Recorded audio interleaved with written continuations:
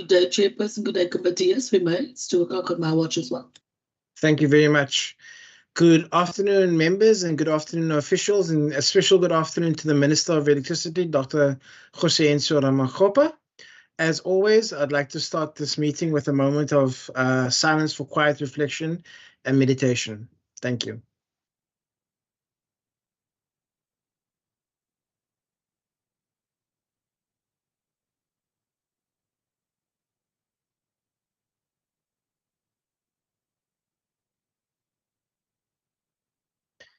Thank you very much. Members, we are here today to discuss a few things. Obviously, our officials will be the Minister of Electricity and in the Knysna municipality. For the record, I have an apology from members Bartman and member Murray. Ms. Kutte, are there any other apologies that we have there? Chairperson, no other apologies. Thank you very much. Okay, members, I'm going to, for the record, ask us that we start introducing ourselves for the record. My name is Christopher Fry, and I'm the Ad-hoc Committee Chairperson for this Ad-hoc Committee. Can we start with Member Kasim to introduce themselves, please? Greetings, Chairperson and everyone else present. Member Aisha Kasim, thank you. Matlodi Maseko, member of the committee. Good afternoon, everybody. I'm Peter de Villiers. Good afternoon, Chair. Yes, Member Seleko. Good afternoon, Chair. Good afternoon, honorable members. Good afternoon to the Minister and everybody present. I am Bulelo Isaac Seleko. Good afternoon. Good afternoon. Sorry, good afternoon. Yeah, thanks. Sorry. Good afternoon, Chair, members, and the Minister. I'm not sure if he's in the meeting yet, but good afternoon to everyone. Thank you. Good afternoon, everybody. I'm Peter de Villiers. Thank you. Member Brinkhuis. Good afternoon, Chair, and good afternoon to the Minister of Electricity. Good afternoon, all the other colleagues. It was Khalil Brinkhuis. Thank you. Good afternoon, everybody. Kayla Murray, member of this ad hoc committee. Good afternoon, members. Member Christians. Good afternoon, Chair. Good afternoon, members. Ferland Christians. Member America. Good afternoon, Chair. Derek America. Thank you. I think that would be it for now. Afternoon, Chair. This is Member Nkondlo, a member of the committee. Good afternoon to colleagues and the Minister. Apologies for missing you there. Are there any other members that we have missed? Good afternoon, Chair. Good afternoon, Chair. Grant McDonald from the Knysna Municipality, Director Technical Services. Thank you, Mr. Minister. If you could introduce yourself for the meeting, please. Good afternoon, Chair, and good afternoon to members. Thank you very much for the invitation. My name is Provincial Ramokgopa, the Minister of Electricity. Thanks, Chair. Thank you very much, Minister. Are there any other members from your team that you'd like to introduce themselves to? Oh, yes, absolutely, Chair. Thanks for that. I'm with the head of the office, Mr. Subesh Pillay. And I think Mr. Silas Zimu is still joining, who's the advisor to the minister, and Ms. Shakira Karolia, who's the chief economist in the office, and Mr. Ntlamulo Siwela, who's responsible for parliamentary affairs. Thanks, Chair. Thank you very much, Mr. Minister. The political leadership from the Knysna municipality, are they in the meeting, Ms. Kluter? Chairperson, yes, they are. Mr. Marby is the Deputy Mayor. He's got his hand up. Yes, Deputy Mayor Marby. Good afternoon, Chairperson. All protocols observed. Councillor Marby, Deputy Mayor of Knysna. I am present. Thank you. Thank you very much. Sorry, Chairperson. Yes. I can indicate that I need to apologize for the Executive Mayor Mr. Aubrey, Councillor Aubrey Chengwa, that has got other engagements. Therefore, he asked me to tune in on his behalf. Thank you very much. Okay, I'm going to put my camera off now so we can save bandwidth, so that we are making sure that everybody can see the presentations. Just a few house rules, members and officials and everybody present in the meeting. If you could flag points of order in the chat function of MS Teams, video and audio to be switched off to improve the quality of the connection. But if the official or the member is speaking, you may put on your mic and video if required, and then switch it off once you've finished speaking. And then all presenters to share their own presentations and to unshare presentations when they are done.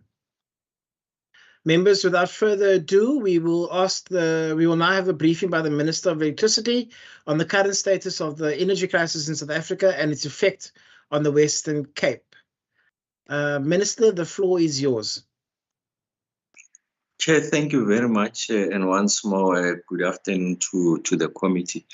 I think it's appropriate at the onset just to indicate to you that on the previous occasions where I was not able to attend, I did indicate the reasons why, and I really don't want to suggest that in any way it's a complete disregard or undermining of the committee, because I bear the responsibility of accounting to the South African people through the legislature and parliament, and or any other body that wants me to come and present. So I really want to express that from the onset.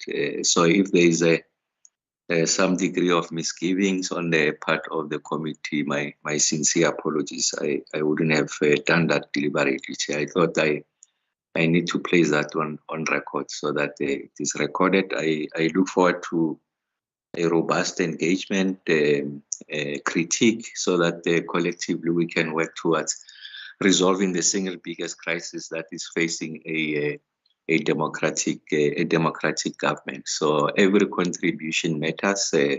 So I thought, through you to the committee, I need to register that.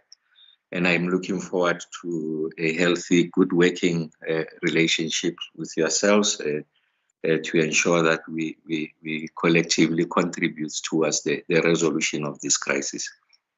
So, Chair, I've taken the liberty to just expand more on the energy action plan.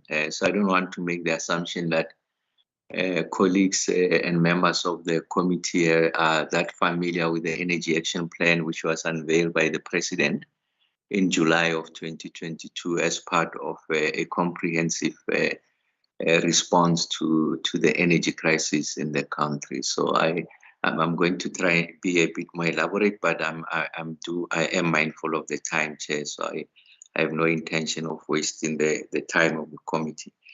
I'm going to go. The next slide really tries to position the nature of the problem that is confronting us. So the point I'm making here is that this is a major structural problem to the South African economy. If you listen to the delivery of the medium-term budget policy statement by the Minister of Finance, he makes a point that the South African the economic growth outlook remains stunted as a result of load shedding and also the inefficiency on the logistics side. So the issues around the logistics inefficiencies and load shedding, they constitute the biggest threat to the South African economy.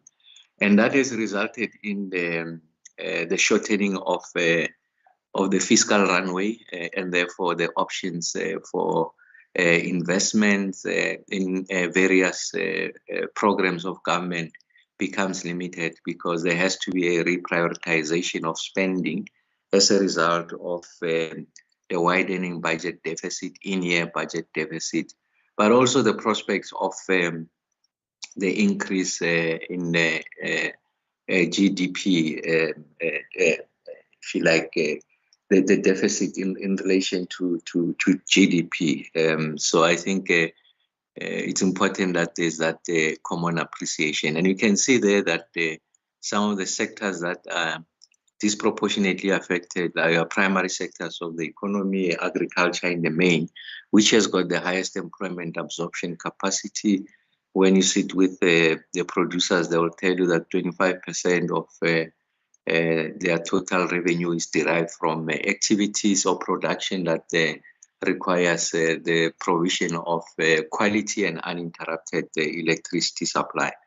As a result of that, they have to invest heavy upfront capital investments to purchase generators, but also the running costs, the operational costs are even more prohibitive. They have to replenish the diesel, and that means that the cost of production goes up. Their produce becomes uncompetitive. They are losing market share in some of the international markets, and that also has got inflationary effects, especially on the poor. If you come to appreciate that the poor's disposable income, a significant part of it is spent on the purchase of the basic basket of food. And then you can also see there that your secondary sector of manufacturing is also adversely affected. When I was talking to the original equipment manufacturers on the auto side, we have about 7 of them present here. They make the point that they have to reschedule, if you like, production. They are unable to meet the contracted demand. They are losing market share, and it becomes very difficult for them to continue to make the case for investments in the South African plants within their own global companies, because South Africa is not seen as a safe investment from the availability of electricity, and also as a result of them having to reschedule, postpone production. It means that the wages are lost by workers. So it's got a direct impact on the livelihoods of workers. The South African Reserve Bank has also done some degree of modeling, suggesting that the economy loses up to about 899 million rands a day as a result of load shedding. Of course, it's a function of the intensity of load shedding, and also the fact that the South African economy has contracted significantly as a result of load shedding. I'm making this point so that there's a common appreciation whilst we're talking load shedding, in that we want to have the lights on. It's got significant impact going into the future and undermines our ability to meet our developmental and transformation objectives. Then the next slide, there, Chair, I begin to then share with you what the features of the Energy Action Plan are. If we can move to the next slide. So the Energy Action Plan has got 5 outcomes. So the first one is to ensure that we fix Eskom. I'm not sure if it's moving on your side. It's not moving on my side. Subesh, can you have it moving? Is it moving on your side, Chair?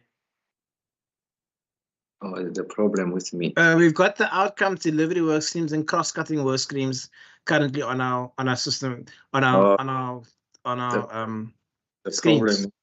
The problem is with me, so let me just get the copy so that I get to. Suresh, can you email it to me?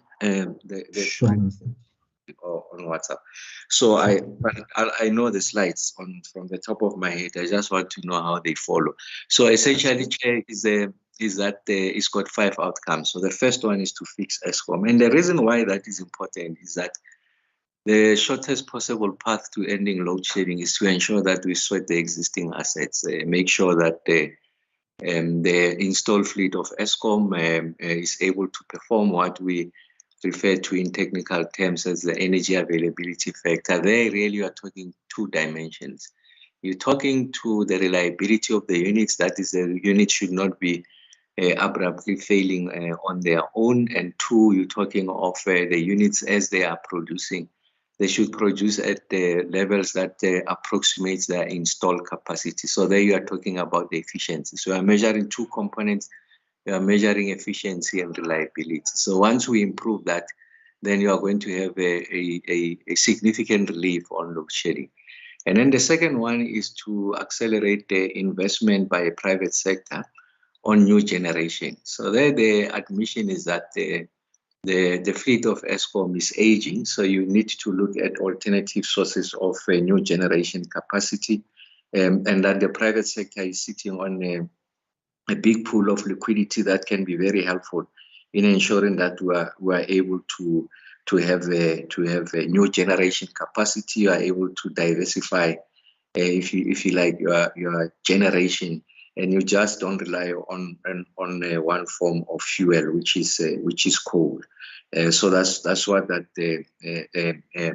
outcome is intended to do. And to enable private sector investment, what has happened is that the government has introduced a number of reforms on the generation side to make sure that we enable the investment by the private sector.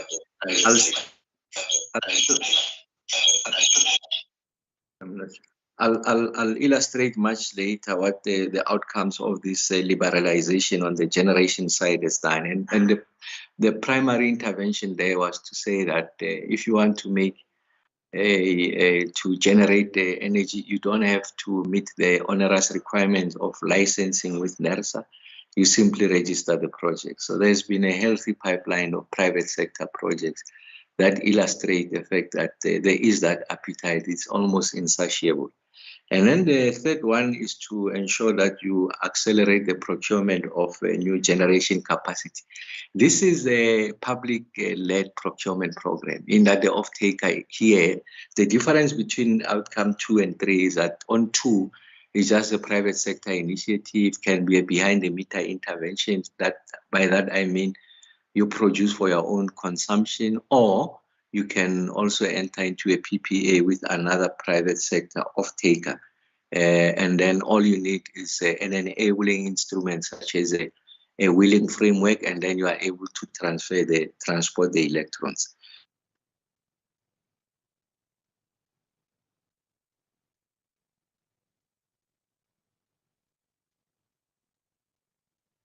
Minister, you're on mute.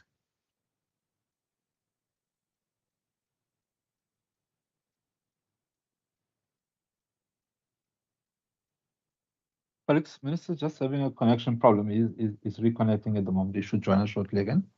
Okay, cool. Thank you, sorry. Sure.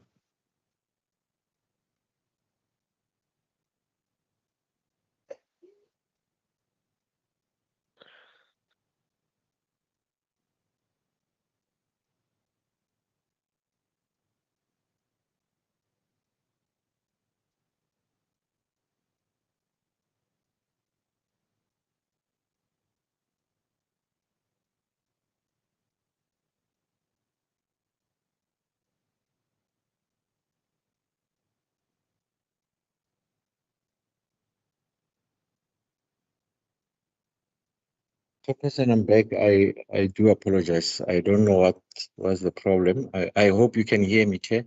We can hear you now. You may go ahead, sir. Yes, I do apologize to you and the committee. So I'll run very quickly. So the point there is to make sure that we are able to control, if you like, through the various bid windows. One of the limitations with this part of the outcome is that it relies also on the availability of transmission, including number 2. And I'm going to share with you what are the interventions we are doing to ensure that we're able to improve, if you like, the capacity of transmission. We're able to expand the transmission line. Number 4 is to incentivize households and industries to roll out rooftop solar. If you go to the experience of Vietnam, they introduced similar incentives, and they were able to, over a period of a year, attract about 8 gigawatts of energy installed onto the grid. So it's a program that has illustrated the possibility of tremendous success if it's done correctly. And Vietnam is an excellent example of what has been achieved. And then the last one is on the undermining the vertical integration of Eskom, creating 3 entities: generation, transmission, and distribution. This is to ensure that there's transparency in the cost of each element of the energy ecosystem, so that the tariff configuration is cost reflective. You are introducing some degree of efficiencies in how you do the work. And then the next slide, Chair, will be speaking to, now I get into what has been the case. So the point here we're making is that there has been a positive upward trend in relation to what we refer to the available capacity. So, I mean, when I got into the office, we hit a low of, we're at a low of about 48% of the energy availability factor. Just to give you a sense, 1 percentage point is about 477 megawatts. So we're at about 48% of the energy availability factor. And you can see this has been going up over a period of time. Now, as I speak to you, I mean, we have been averaging about 28,500 megawatts. Of course, I'll come to the previous week was a major setback in that we lost 2 of the big units at Medupi, which are coming back now as I speak to you. So I'm talking about what the averages have been. And then there are 2 major contributions to how you improve your energy availability factor. First is the reliability of the unit. So what you want to do is to reduce what we call the unplanned capacity loss factor, the partial load losses. The unplanned capacity loss factor simply means that your units just fail. They don't produce any megawatts. I mean, think of a car you are driving and it just breaks down on the highway. So you put it on the shoulder and you wait for a tow truck to take you into the garage. So that's the one component. The other one is the partial load losses. Again, to use the example of a car, your car can reach maximum speed of 120 kilometers an hour. You are on the freeway, you are putting your foot to the pedal, the accelerator. It's still moving, but it can only go as far as 60 kilometers an hour. So the difference between the 2 partial load losses, the car still moves, but it's not giving you the kind of output that you know it's designed for. The other one, the car is just stalled. And what that means is that there's less and less megawatts on the grid. And once there's less megawatts on the grid and demand goes up, it means that the only corrective measure you have is load shedding. The other contribution to available capacity is what we call planned maintenance. So planned maintenance on our own, the car is moving, is performing, but we know that we meant to take it into the garage after 10,000 kilometers because the original equipment manufacturer said so. The manufacturer of BMW, Audi, and Toyota says after X number of kilometers, bring the car in. We want to look at it and then we'll return it. That's why we take it in the morning, we take it back in the afternoon. They are not suggesting that the car can move, but they simply say that we know our car better. We think that we need to change the plugs, this and the oil and that, and then we take it back. Now, so what we then did during the winter period to ensure that we brace ourselves for winter, so we chose to reduce planned maintenance. So we kept planned maintenance at a ceiling of about 2,500 megawatts. Once we went into the warmer period now, as I speak to you, we have ramped it up close to, on average, it's about 5,800 megawatts. When we go into December, when most firms, which are energy intensive users, have closed, we'll ramp it up to 7,000 megawatts because we are using the opportunity of reduced demand for us to be able to do proper maintenance. So you can see there that the energy, the UCLF has been coming down. We reached highs of about 18,000 megawatts, 17,800 megawatts. Now, over the past since we entered rather, the October month, the September month, we've been averaging about 15,500. The week before last, we have been averaging even below 14,000 megawatts. So we know that it's possible, and that's something that we want to improve. And then the next slide really shares with the committee really what has been the situation over the period. I mean, if you look at the average, that week of October. I'm just using the latest so that there's that appreciation of the trend line. Column number 4, the UCLF, there has been about 14,000 megawatts, and you can see it even went to a low of about 13,096 megawatts. We achieved that. The last time we achieved that was in 2021. Of course, the last week, like I said, we lost those 3 units at Medupi, but they are coming back now as I speak to you, and that had driven that to 17,000 megawatts, and that's why you have seen that we entered a period of load shedding, but it will come down. In there is the unit number 1 at Quebec, which was is delayed to come back by over 5 months. We're interrogating what those reasons are. I'm getting a formal report. I've been getting updates, but a more formal report, take it to cabinet, and then I'll be able to share with the country what the issues are. But there have been major issues there with regards to contract management on our side, the performance of the contractor there. There have been issues of labor disputes that have undermined our ability to return Unit 1 back into operation quicker.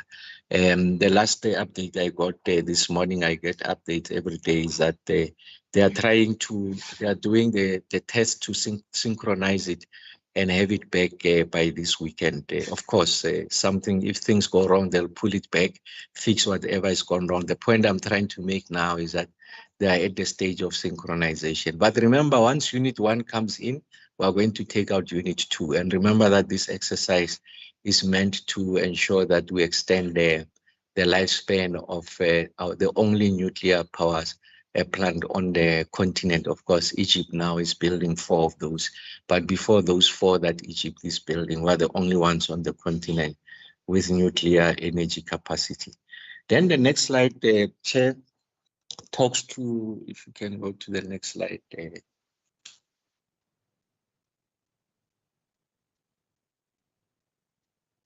Okay, so the next slide, then we will be talking to.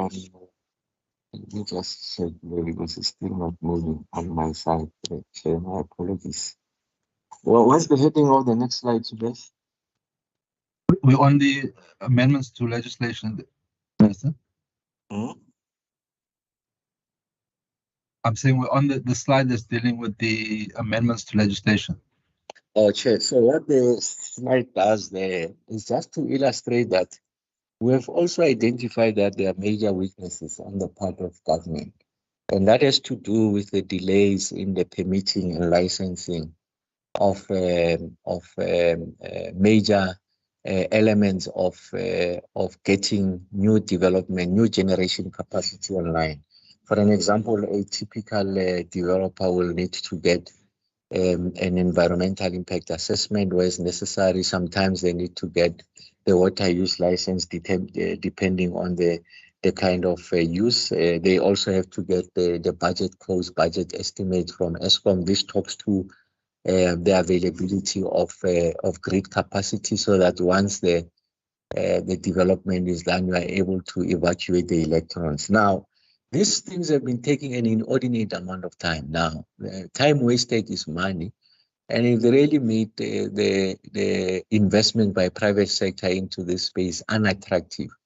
And on our part, we have sought to truncate these timelines. So we're illustrating now that to use the piece of legislation called the Infrastructure Development Act to ensure that we reduce the period of getting a response from government to about 59 days. And this has resulted, as you can see in the next slide, I assume is the one on just a geographic representation of the footprint of renewable projects in the country.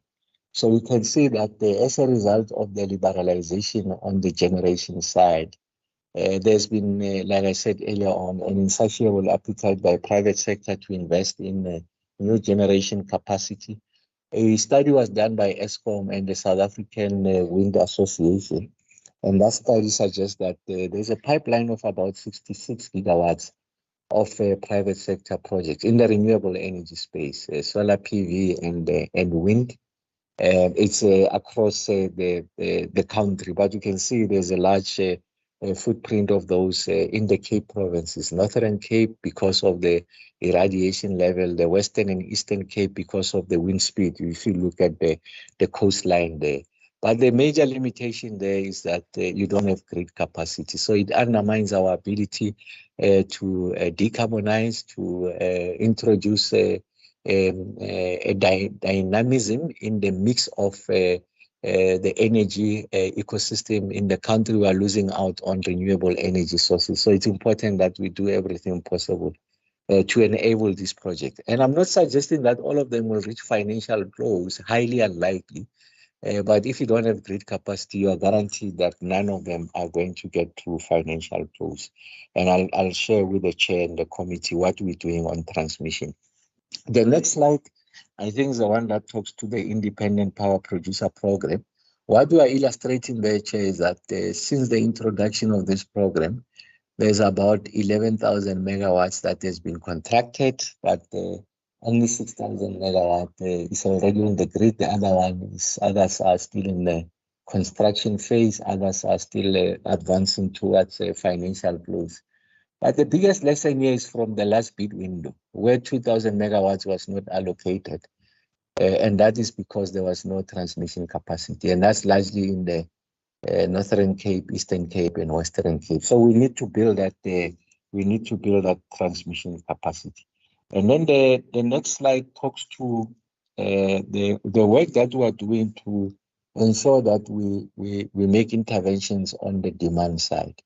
Remember that the focus can't solely be on generation and, of course, transmission to build the freeways to transport and evacuate the electrons. You need to make interventions on the demand side so that people don't just consume irresponsibly. And I'm using that in inverted commas. But I think we should be very judicious, even not outside even load shedding. I mean, even in conditions of abundance, I think it's important to see that we use the resources with the greater levels of care.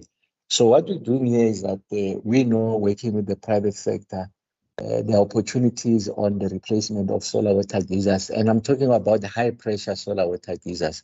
There's a program that is run by a department of DMRE, which focuses on the rollout of solar water geysers for RDP. That's low pressure.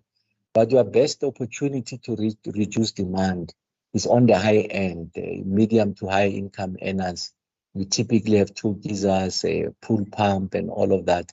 That's where we are going to get maximized on the demand side. And I'm not suggesting that we are neglecting the poor. We are still continuing to roll out that program by DMRE. Of course, it's had its own problems. They are rectifying those. But working with the private sector, the insurance companies, they are replacing on average 500,000 geysers per annum. But the uptake of solar water geysers is 10% of that, and the rest is electric geysers. So it doesn't help us to resolve the demand side. So working with the insurance companies, providing some incentives for households, as and when you are geyser best, to replace it with the solar water geyser. I think there has to be some degree of subsidy because the solar water geyser is more expensive than the electric geyser, hence the low uptake. So we're working with private sector to do that. The next slide talks to what are the opportunities. I mean, if you had to take an average household, and assuming that for every 1,000 households that install a combo of renewable energy solution or alternative solution. When I say combo, it's not just solar PV. It's accompanied by inverter. It's accompanied by battery storage. Our computation suggests that they'll save about 5 megawatts for 1,000 houses. So just to put it into context, if we get similar size of households, 200,000 of them, so we are likely going to save one stage of load shedding. And that's why we are aggressive in this space. And of course, there are also opportunities. Is that on the back of this, you can industrialize the manufacturing of the component, the solar PV panels, your batteries, your inverters, for as long as they see through the certainty of demand. And that's what we are doing. We're stimulating demand through incentives provided by National Treasury and a number of municipalities. Then your industrialists can invest in the production or expand to ensure that the increased capacity utilization you are creating jobs. The other part of job creation is on accredited installers because you need people who are accredited to install these PVs. So we think that there's an opportunity in every crisis, and this manifests itself in the most prominent fashion in the situation of load shedding, on the issues of localization of production of this equipment, the components, including the skilling of young people. And as I proceed towards conclusion, the next slide really talks about the distribution environment. This is an area that is co-shared, is shared by the ecosystem. It's both ESCOM and municipalities. But if you talk in purely constitutional terms, this is the exclusive space domain of municipalities because they are responsible for reticulation and the last mile. But because of legacy issues, ESCOM is present in 50% of distribution in the country. The other 50% is local authorities. So we think if you look globally, they are looking at the 4D. You are decarbonizing as a result of the issues around solar PV, the proliferation. I've spoken about that. You are also democratizing. You are making it possible for private sector users, including households, when they install a solar PV panel together with battery, if they generate excess capacity, they are able to feed it back into the grid and they are able to earn something. If we are to finalize the feed-in tariff dispensation, so it's a revenue earner, if you like, for households and industries. So households can migrate and industries from being net consumers to net generators. And then you need to modernize your infrastructure, undermine the distribution losses. That's the point we are making, and also detect where there's illegal connection. Part of the problem in the country is the amount that is placed on the grid, the amount of load that is unknown as a result of illegal connections. And that's why National Treasury has introduced a dispensation to say that for municipalities to benefit from a relief of in relation to the extinguishing of their debt, they have to ensure that they address illegal connection, roll out smart meters so that everyone must pay for consumption. Of course, you still accommodate the poor through a range of instruments that are available. I think it's important that we move that way. And digitization rather is going to be key. And then the other part is decentralization. Then the next slide, Chair, just to give you comfort that we are finalizing the wheeling framework. Wheeling framework, like I said, is a private producer of electricity selling to a private consumer of electricity. They are at different points of the geography. They need to, the producer, once they produce the electrons, they need to transport those. You transport those through transmission lines, could be ESCOM and municipalities and or both.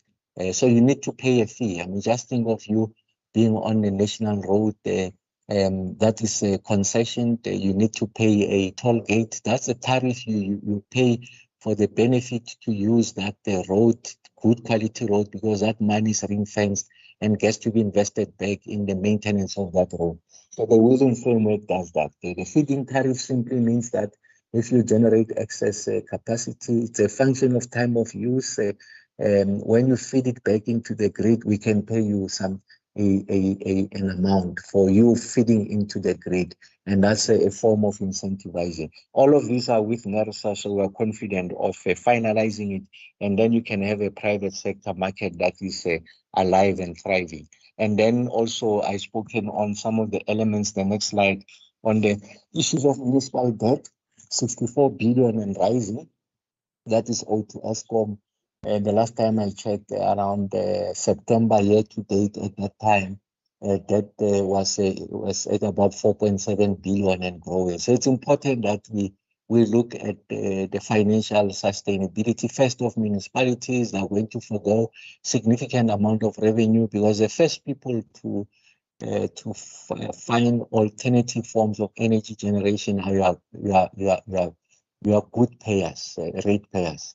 And it's essentially, it means that municipalities will be left with those who can pay or those that are delinquent, and therefore financial viability of municipalities is threatened. So in the quest to resolve the load shedding, introducing wheeling framework, we should not create another problem of municipalities that are unviable. And that's why we're talking to Salva to see how best we can ensure that we balance the equation. By balancing the equation, you have a thriving private sector market. You allow for people opportunities to choose whether they draw from the grid at whatever time or they have alternative sources of energy, but also without undermining the municipalities' own income. So that's something that is we're discussing. I'll take you straight to transmission, Chair. That's the last 3 slides I want to share with you. I said on the transmission side, Chair, the biggest, it's a legacy issue. If you look at the configuration, is that the density of transmission is in the Highveld area because coal-fired power stations are located at the mouth of the fuel source, which is coal. And the cheap coal in this country historically is found in Mpumalanga.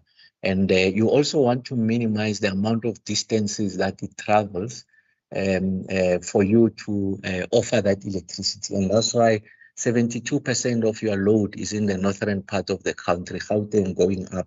And if you see the areas of the Northern Cape, the Eastern Cape, the Western Cape, you can see there's little to no transmission capacity. As I speak to you now, transmission capacity is exhausted in the Northern Cape, exhausted in the Western Cape, almost exhausted in the Eastern Cape. And those are the areas where we have an opportunity for renewables. And that's why we're working now, final stages, going to cabinet on how best we can tap into the liquidity of the private sector to finance what we project to be about 390 billion rand plus of investment that is required for us to expand the lines, the transmission line by about 14,000 kilometers in the next 10 years. And the next slide will show you that.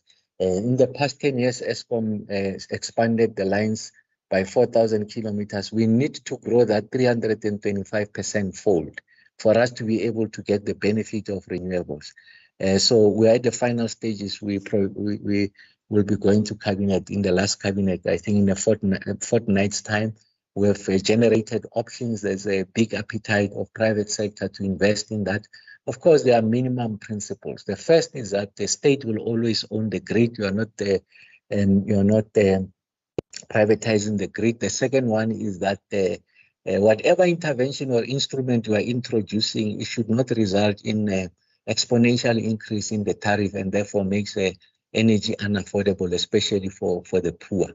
And then the third one is that the system operator will always be responsible for the management of the overall grid, so it can't be privatized. So private sector will be responsible for technical issues, addressing technical losses. So essentially for the wires, but the electrons is a responsibility of government in the form of the transmission company. And then the penultimate slide, they were showing that we are not waiting, Chair, for us to finalize that report and get the 390 billion. There's work that we are doing. There's 3 lines, corridors we are working on. 2 of them are in the Northern Cape. 1 of them is in the Eastern.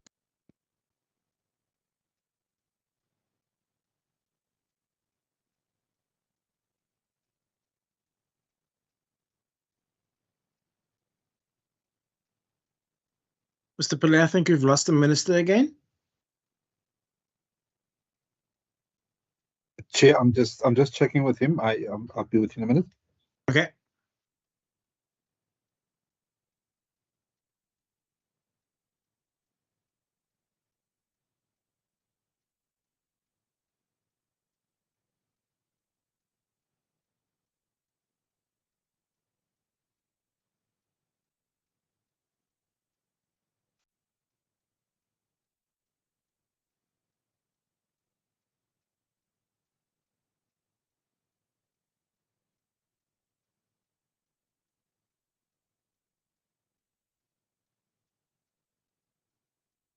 Chair, Minister is trying to reconnect. He should be with us in a minute or less. Thank you. Sure.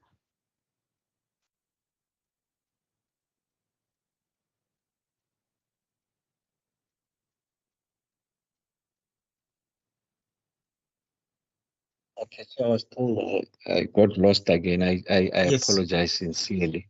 No problem. And then those are the three corridors, Chair, that I was referring to, the Northern Cape. So we are doing something now so that we are unleashing that 2,300 megawatts.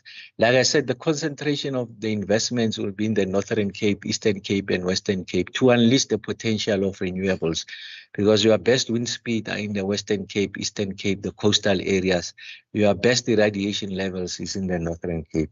And really the last slide there, Chair, I was simply saying that we committed to the, if you go to the next slide, last slide, the nationally determined contribution, the net zero path, we are committed to that. And that's why the heavy investment on the transmission, the issues of wheeling, and then the issues of industrialization will receive great levels of attention, and also innovation to ensure that we modernize the grid and we get the benefit there.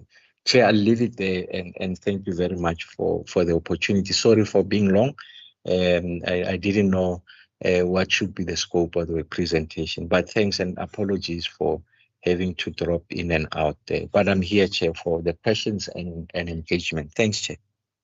Thank you, Mr. Minister, and thank you for your presentation. To answer your opening remarks, yes, it took a while for us to meet, but we are thankful for the presentation. Mr. Pillay, if I could ask that you also have a record of the questions on your side, so just in case the Minister does drop off again, that you have a record of the questions.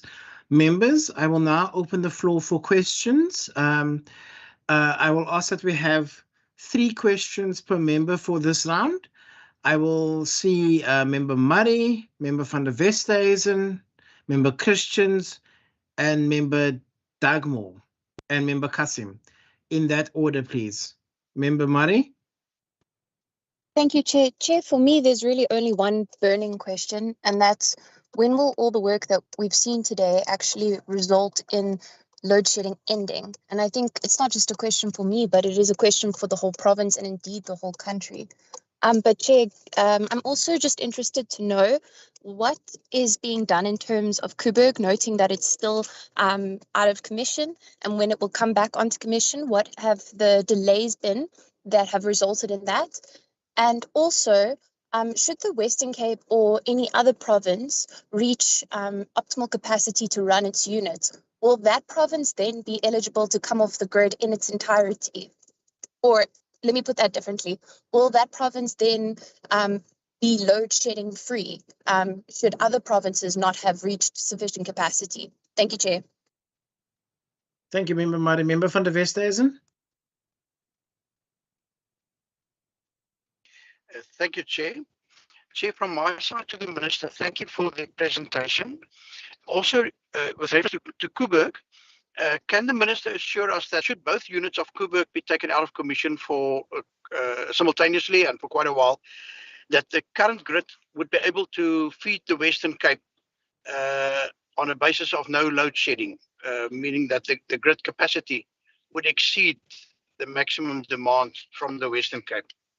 Also, on the topic of nuclear, in terms of the integrated energy mix and the last plans that I've seen, indicated that nuclear still forms part, or new nuclear still forms part of the government's long-term planning.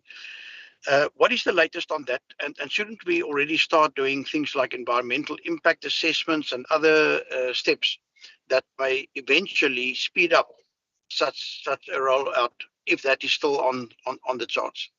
And then, Chair, in terms of renewables, we all know that renewables have got great advantages, but they also have some disadvantages. One being the unpredictability of renewables, which in my mind says that you need to invest more in emergency power sources, like the ones that we have at Ankerlig and also Gorikwa. Now, it seems to me as if the power ships could fulfill to a large extent that kind of emergency power supply. But wouldn't it be better for us to rather look at even perhaps private generation of such emergency generating stations, so that the two that we currently are running be augmented to cope with the demands that might be caused by renewables.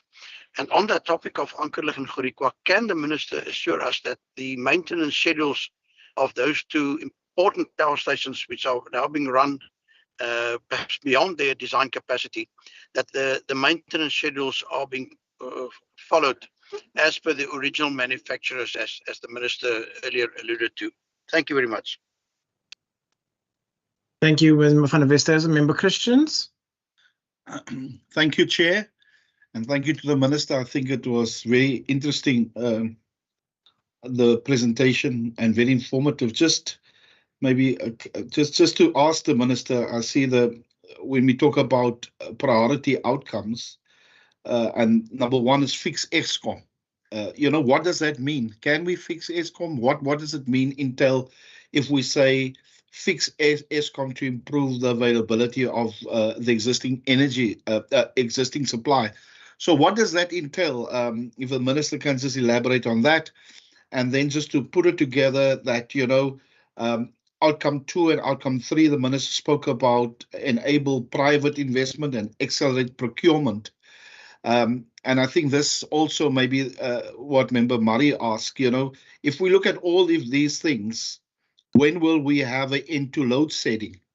If you look at that, if the Minister cannot have a time frame for us to say, listen, if we put all of these things together, this is where we will look at where we will end load shedding. Just maybe the last question, Chair, is when it comes to the units, I don't know, then this breaks down, that unit breakdown, that unit breakdown. So can the Minister assure us, that all the units is being maintained and serviced? And I know, do they have that sorted out so that we don't have units that break down, just and put people again in load shedding number 6, number 7. So the question, is there regular maintenance done? So, and is the Minister on top of that, we service all our units and we more or less know, what is going to break down? Because I know, I think the maintenance is a problem. And so does he and his department have their hands on the maintenance so that we don't have sudden breakdown? Thank you, Chair. Thank you, Member Christians. Member Kasim, I did see Member Dagmo's hand before you, so I'm just going to ask if he was going to ask a question, and then definitely you, Member Kasim. So, Member Dagmo, was that a question or was it a hand in error? No. Thanks, Chair. No, it was a request to ask a question.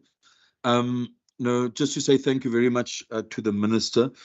I think it's clear that, there's a plan, there's progress, and I think the whole country is rooting for the success of your ministry and the work that's being done.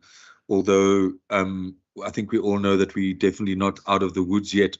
But I've just got 3 questions. The first one relates to the issue where many municipalities, and in fact, in the public hearings or the engagements we've been having as this ad hoc committee with municipalities, it's clear that a lot of municipalities sustain themselves by on-selling power from Eskom.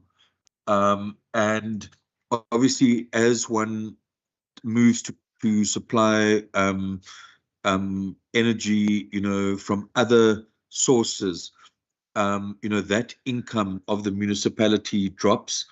And I think the other issue for me is, and that's been difficult because nowhere in the presentations that we've received has anyone been able to very clearly say what is the cost per unit to the customer when energy is produced by a private provider and sold to the municipality. So I'm at one level concerned about the financial implications for municipalities, and then also, the issue of the costs and how one at the same time provides an incentive for the independent power producers who supply to municipalities, while also being able to regulate the costs at the end of the day. So that's the municipality question. The second one is, in terms of your mandate as the minister, I think one of the big issues, I don't think anyone questions the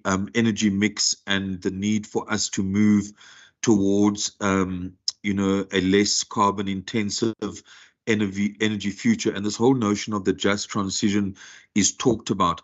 I just wanted to know what is your involvement as the minister with the issues around just transition? Is it actually at NEDLAC yet? Where is it being discussed? And how does that process impact you? You referred, for instance, to the impact on workers and so on. So I just wanted to know that. And then the last question, I mean, you talked, I think, about an example in Vietnam with solar. Now, across our country, I don't know, the last time I counted, we had about, 28,000, close to 30,000 schools. And if you, just look at the surface area on schools, obviously some provinces have got better prospects for solar than others. But it would seem that if there was a serious rollout of energy, solar to schools using the rooftops and so on, that one, we could reduce the burden on the grid. Secondly, that the schools could hopefully become to an extent self-sufficient. Once again, there's a downside there for municipalities, because by and large it's the schools who are paying for energy to the municipality. So there's always these choices. But Chairperson, those were my questions. Thank you. Thank you very much, Member Dagmo. Member Kasim. Thank you, Chairperson. I just have 3 questions for now. And is it possible if the minister can just explain in detail what are those technical problems currently experienced at Medupi and Kusile, which are affecting these 2 power stations to basically operate to full capacity? And then regarding the issue of enabling private investment by Eskom, in the ministers, if you can just give some more info, is the expansion of independent power producers, in his opinion, not going to have a negative impact on the revenue collected by Eskom, as those with means will now be using energy which is sold privately? And then also on the same issue of regarding load reduction intervention, how will this process of replacing electric geysers with solar power geysers assist Eskom on the issue of low power used by residents specifically, especially in winter and rainy seasons, because some of these geysers installed operate dually, both with electricity and solar powered. So during winter, when it is less hot, majority of the households will switch the geysers into electric mode. Into an electric mode, and then there will be a high usage of electricity, Chairperson. So does the minister agree that the issue of geyser replacement can be effective only when experiencing hot temperature? I'll leave it there for now. Thank you. Thank you very much, Member Kasim. Mr. Minister, if you want to answer those questions, please. Thank you, sir. Thanks, Chair, and thanks to colleagues, members for those questions. I might not have been able to write all of them because, Chair, I forgot to mention I don't have ability to use my dominant arm. The right arm is on a sling, but I think I've captured. So let me start by saying the following. When we say we're fixing Eskom, really is to address the 2 issues I referred to. It talks to the energy availability factor, the efficiency of those 84 installed generators at Eskom. I made the point that it's about ensuring that they are reliable, so they don't fail abruptly on their own, and also the amount of megawatts that they produce must approximate, if you like, their design capacity. So what are the typical interventions we are making? Is that we have seen that as a result of the 254 billion rand fiscal relief that was given to Eskom by National Treasury, now we are able to invest a significant amount of money into maintenance. And the trend line I showed you earlier on confirms that the units that we have taken out on planned maintenance, once we return them, they remain on load for most hours, and they also generate the approximate design capacity. So their efficiency is high, and they are more reliable. Of course, like I said, we have about 84 of these units, so we are going to be taking them out from time to time as part of our planned maintenance. They are scheduled. But of course, others, even before we can take them out during their scheduled time, they fail on their own. And the point that the member made is that we keep on seeing that the ESCOM releases a statement and say there's a degradation of generation capacities because those units that we have planned to fix sometime in the future, they are failing now. Remember that there's so many units we can take out so that we preserve, if you like, availability of energy so that the economy can continue to run and we don't have to intensify load shedding. So when you say fixing ESCOM, really, it's about focusing largely on the generating unit. Of course, there are issues of leadership. There's issues of addressing corruption. I've not referred to those. There's work that we're doing, working with the SSA, working with the police, the Hawks, over 1,000 investigations, over 100 arrests, I think 30 or so convictions, and some of them are very prominent. I'm sure you see them from time to time in the mainstream media. So that's also an area that is receiving attention, just to clean those bad elements that have been undermining our ability to respond to the energy challenge. I think it's key stability at ESCOM. Of course, Minister Godan is finalizing the appointment of the CEO. Of course, it has taken more than what is desired, but we are there, as Minister Godan has indicated, before the end of the year. Ensure that you stabilize, if you like, the factory floor at the station level. There's harmony between workers and general managers. We have introduced incentive bonuses, and then people now, you can see there's renewed, if you like, energy amongst the ESCOM employees. And then the question was asked, but when is this going to end? So I made the point, we are going to be bringing on stream Unit 2 at Kusile, that's 800 megawatts. It will come by end of this month, November. By the third week of December, we're going to bring Unit 5 again from Kusile. And then by April of next year, we are bringing another Unit 4 from Midupi that has been out for some time. It's another 800 megawatts. And then there's about 150 megawatts by the end of this month from the renewable risk mitigation power producer procurement program. The 3 SCATEC projects are coming on stream. We are now finalizing. Remember, we had gone out to procure from neighboring countries, Mozambique. They made available immediately 100 megawatts is available, and then 600 megawatts will be available in a period of 6 months. ESCOM is now at the advanced stage of completing their own internal process, so we should benefit from that.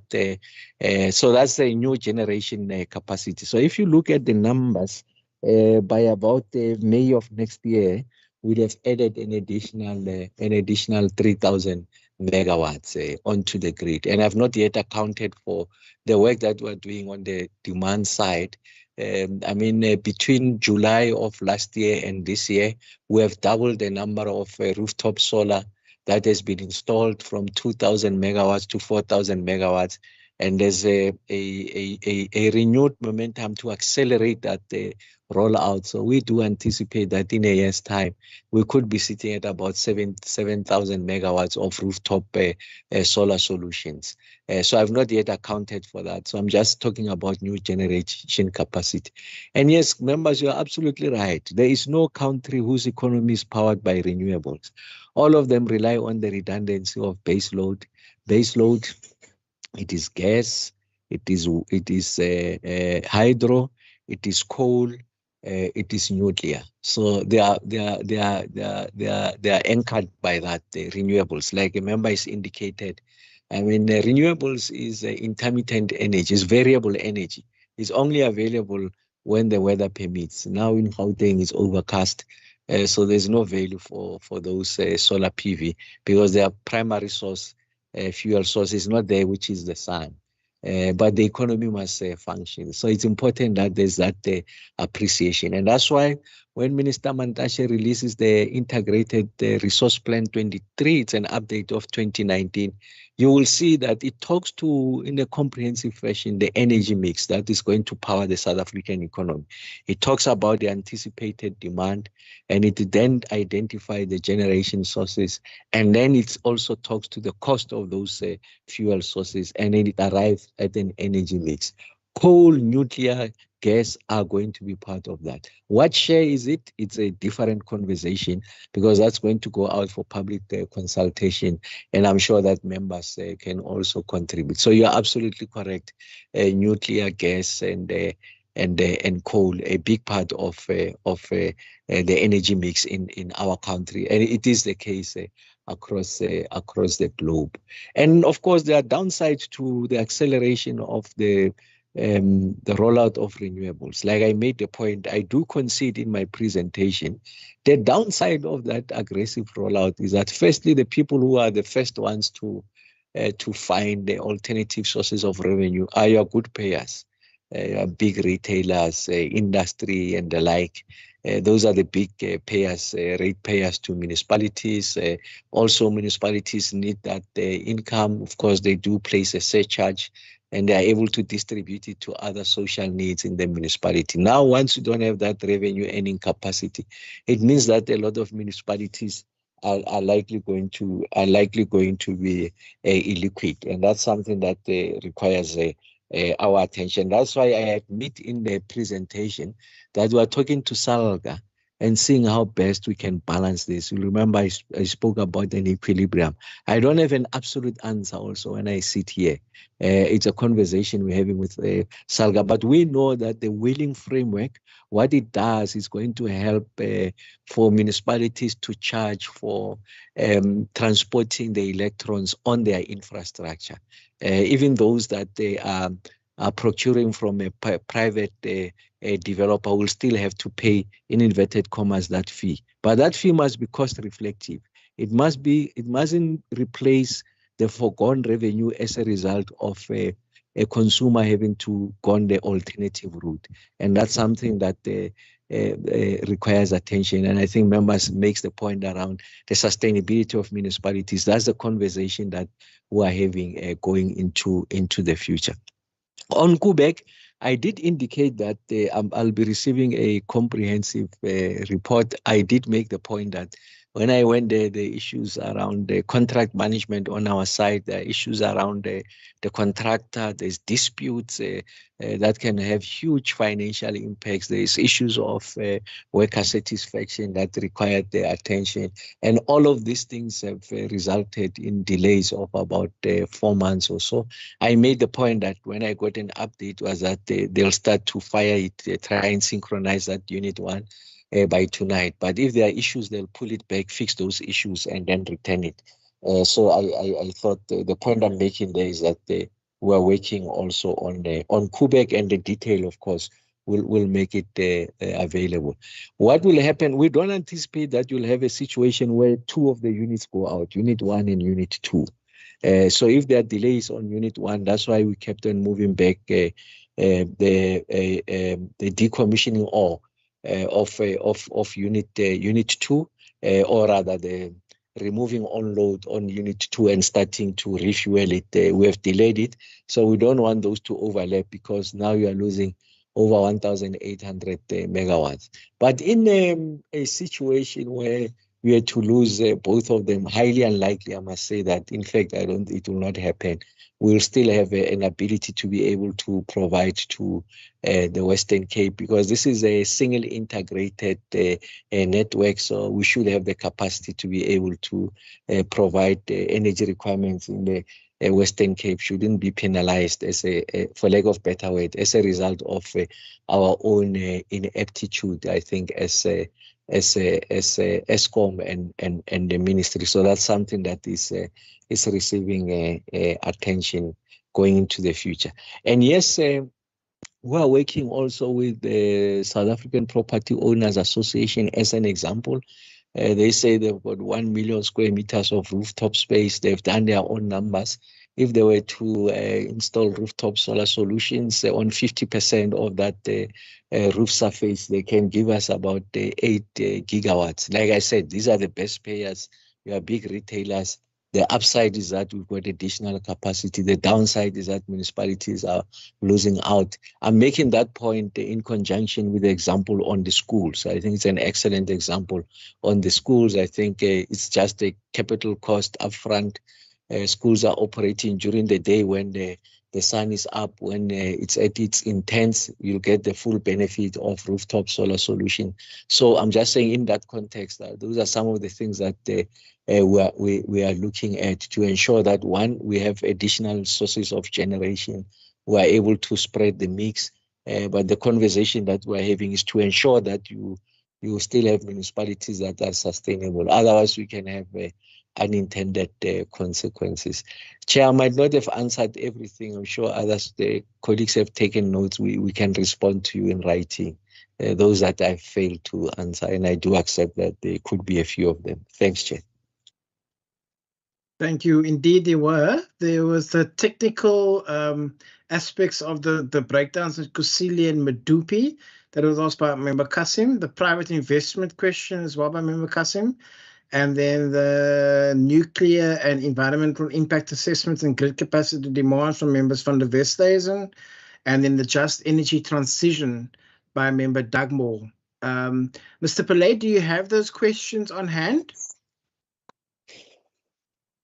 Okay, maybe on the Kusile and Medupi, I did say that Medupi, they had done a root cause analysis, so I'll get that report by sometime next week. On Kusile, really, there are no major issues. The only issue that we had at Kusile had to do with the flue gas desulfurization unit. Really, this is an engineering component that houses a chemical process that is meant to reduce the amount of sulfur that is emitted into the environment. And that did not perform as designed, that chemical reaction. And then it deposited slurry on the walls of the chimney, and that slurry compromised the structural integrity of the chimney. And as a result, we had to discontinue those 3 units, unit 1, 2, and 3. As I speak to you, unit 1 and 3 are back on stream. They are producing. I said unit 2 will come on stream by end of this month. And then on the issues of nuclear, already Eskom had done some study that identified, I think there's a particular site that where they've already done the EIA studies they think is the most suitable. And of course, as and when the IRP comes out, goes through public consultation, and finally gets to be approved, that site will be a prime candidate site for nuclear. So all of those studies either ongoing or at an advanced stage, so they've already identified that, but it's a subject of what the IRP says in relation to the role and place of nuclear. But I know that the preliminary thoughts there is that nuclear still has a future role to play, and that's why we're extending the life here of Kubek, and we're still looking for additional capacity with regards to nuclear, the most efficient, cleanest, and safest of energy sources. Science confirms all these claims that I'm making around nuclear. And of course, I mean, on the investment by private sector, I made the point that the issues that our attention to the issues of licensing, permitting are important to attract private sector investment. What has been a disincentive for private sector has been the fact that there are significant amount of delays on the part of government in providing those approvals with regards to licenses and permits. I said we have truncated that process. And I do make the point earlier on, I've considered already that accelerated investment by private sector will have a cost on the municipality, the ability to collect, to be financially sustainable. So you need to rethink on how best do you sustain municipalities. You need to rethink the grant dispensation in the country so that the municipality continues to be viable. So there a multiplicity of considerations that requires attention to ensure that we don't these interventions don't result in unintended consequences going into the future, Chair. Thank you very much, Mr. Minister. Members, I'm going to open for another round of questions if there are any. Are there any other questions that Members Murray, Member Nkondlo, Member Kasim, and Member van der Westhuizen, and then I will ask my three questions. Member Murray? Thank you, Chair. Chair, I'm still not 100% clear in terms of when we'll see the end of load shedding. Just to elaborate, I understand there'll be more capacity brought online in May, but I'm not clear if that means that it is really the end of load shedding. And I also noted the remarks with regards to the modifications that still need to be made along the way. So my question is, with that being factored into it, when will we really see the end of load shedding? Thank you, Chair. Thank you, Member Murray. Member Nkondlo? Chair, remember I said I can't write. That's my problem. Okay.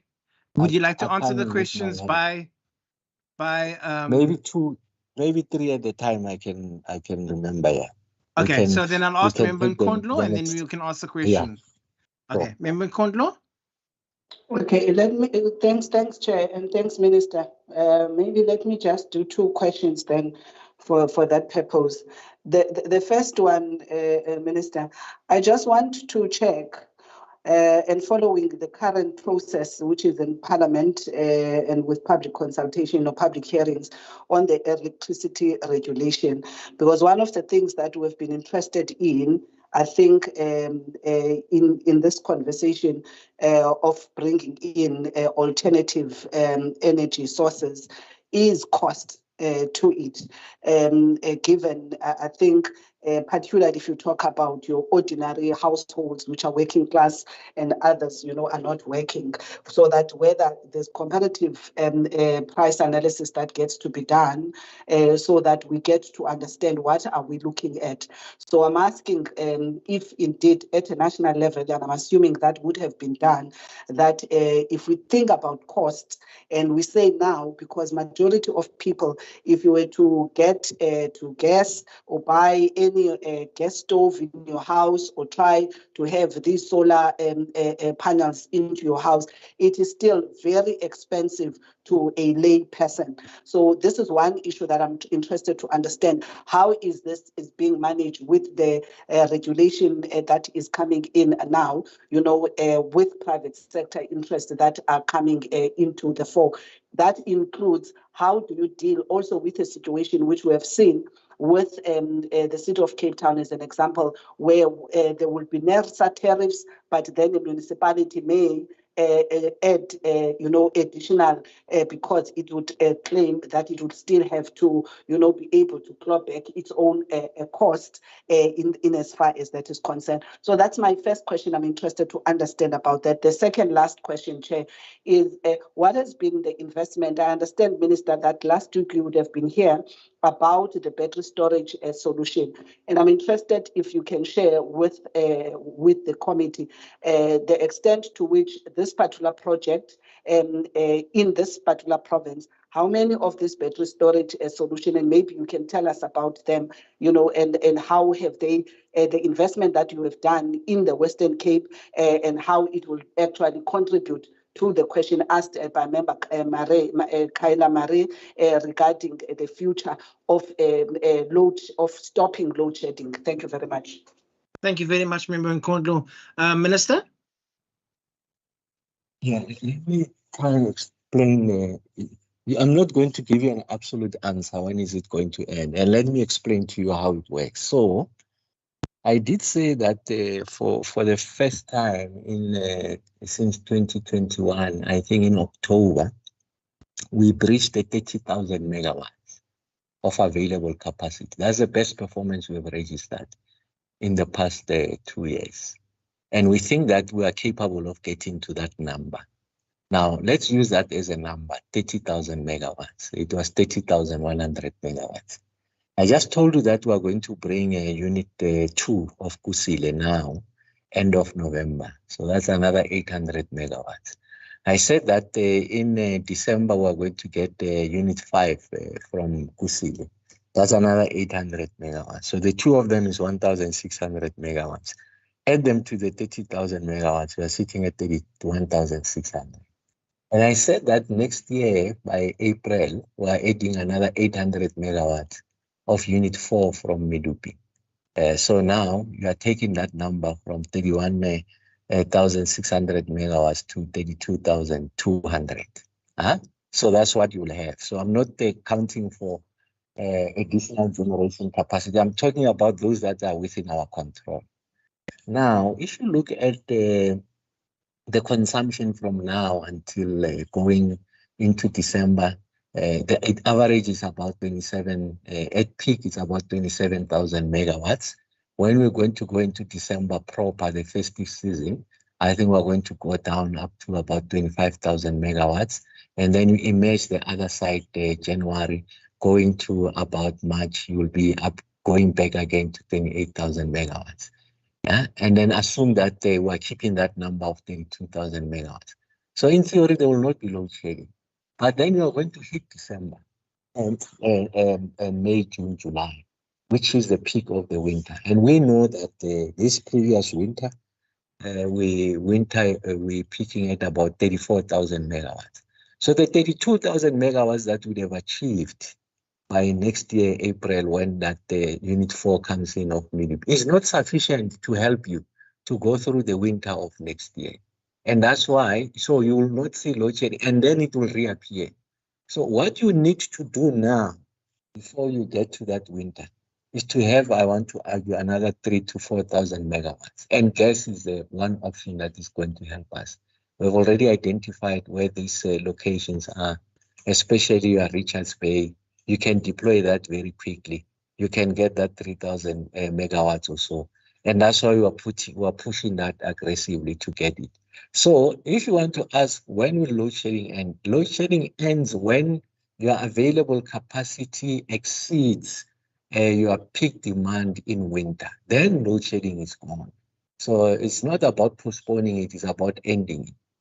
And that's the point I'm making. So when you get a temporary reprieve, it's not gone. It's just waiting for this for winter period to come, and that's when you're going to address to get that situation. So the point I'm making is that you're going to get significant amount of relief, and that's why we're working very hard with Minister Mantashe on the gas side to make sure that we're able to get the gas. Of course, this situation will be helped by the aggressive interventions we're making on the demand side.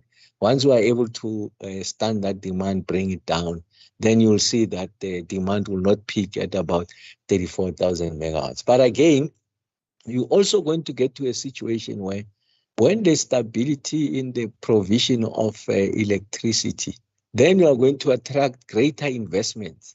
And the more investments you attract, the greater the amount of load that will be required. So you need to ensure that the growth of available capacity leads, if you like, economic growth. Because these assumptions I've just shared with you, or these numbers I've shared with you, does not accommodate for a South Africa that grows at levels of whose economy is growing at levels of 3 to 5%. That's the point I'm making. And that's why in public, I'll never say by the 31st of December, the 1st of January. I'll not make that. I will share with you the numbers so that there's an appreciation of what we're dealing with. And then on the issues of the cost, so the IRP does two things. The three things, right? Answers three questions. The IRP, the Integrated Resource Plan, answers the question, what is the projected demand going into the future? The next question it answers is, where will this, how will this demand be met? So essentially identifies the fuel sources. And then the third thing, it attaches the cost associated with those fuel sources. And that's why now as I speak to you, it's going to be highly unlikely that the IRP will talk about green hydrogen because those costs are still coming down. As I speak to you, they are prohibitive. I think per kilogram, is about $3. For it to be competitive, you need to be at the most $2, but $1.5 per kilogram is the one that will make green hydrogen competitive. So the question is the Electricity Regulation Act. Of course, the issues around the cost gets to be identified in the IRP. The IRP is the one that articulates, if you like, South Africa's energy response, and of course answers those three questions that I referred to. And then on the project, I think it's about 40 megawatts or so that has been rolled out in the Western Cape. I think what that does, of course, it's a battery capacity. It's a storage capacity. I think it's got the capacity, like I said, I think it's 40 megawatts. And of course, we know that the technology gives you about 4 hours of battery storage. It's just an illustration first that South Africa has got the technology and capability to do this mega scale project. This is done by Eskom. It's not done by anyone from outside. But again, the costs are still significant. I just forgot what that number is. I can retrieve it. But the intention is to ensure that we roll those across the country so that they support the sustainability of the grid. And they also make it possible for us to see, like I said, solar PV and wind is variable energy that is available as and when the conditions are favorable.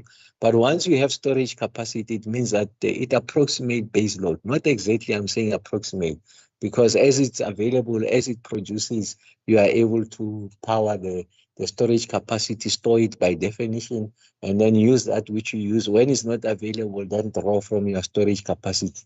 I did make the point that the limitation there is the size, and you have seen, I mean, it's quite big for the megawatts that is wanted. I mean, for the kind of scale that is desired, you really need hectareage of land, significant amount of real estate. But technology is evolving, is developing. I'm sure that we'll get to a state one where you are able to have longer hours, and two, you don't have so much, you don't need so much amount of real estate for you to be able to store the kind of megawatts that are necessary to help you to support the electricity that will be required in a particular area. I can come back to you in writing in relation to how many of these we want to roll out across the country. I just forgot. It's not from the top of my head, but we make the commitment, Chair. We will share that with you, and you can share with the members that question with regards to battery storage. Thank you very much. Member Kasim? Thank you very much, Chairperson. I just have my last three questions to the Minister. The first one is, other than, as the Minister of Electricity, what other assistance are you seeking outside of SA other than the deal with Chinese entities? And when I speak about outside of SA, I'm also referring to, have you considered sourcing expertise from other BRIC partners, which should have been our first point of call, not only with China, but also Russia, who have massive experience in electricity generation, transmission and distribution. So if you can just give some clarity if you have made contact with other BRIC partners, and then is the Minister aware, or rather let me start with this one, how much is owed to Eskom by municipalities in total cost, and what is the impact of this debt on Eskom's ability to improve maintenance, infrastructure and build other operations? And then lastly, to the Minister, is he aware of any possible ongoing investigations at Eskom concerning corruption, mismanagement and maladministration? If any, what stage are these investigations in? And has there been any arrest or suspects appearing before the courts? That is all for the Minister. Thank you. Thank you. Minister, would you like to answer those questions? Or you want to take one more? Yes, let me just very quickly, I did make the point that municipalities collectively owe about 64 billion rand, and it continues to grow. Year to date, as of July, they've grown by another 4.5 billion rand. So that's a prohibitive number. It's a significant number, and it's prohibitive to Eskom's plans in that, I mean, there are now 60, if you like, 64, 65 plus 4 billion, close to 7 billion rands already in the rate. They are providing a service that is not being paid for, and they really need that money first to pay for the debt, but also to ensure that they are able to replenish, maintain the distribution infrastructure. So yes, I mean it's a significant number, and that's why working with National Treasury and SALGA municipalities, who are trying to fashion out a response on how best we can address this situation. On the issues of the assistance, so the only reason why the China relationship, donations, and all of that were made public is because we were advanced and got to a stage where there's something tangible that we are delivering.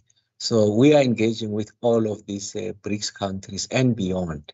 So I've engaged with all of the BRICS member countries, Brazil, India, and Russia. All of them expressed interest and also to assist in one area or the other of the energy ecosystem. Once we get those, then we can make those public. I must also indicate that we're also engaging with Western countries, the UK, France, the US, Netherlands, and the like, some of whom are working with them very closely on the green hydrogen front, especially the Dutch helping us significantly there.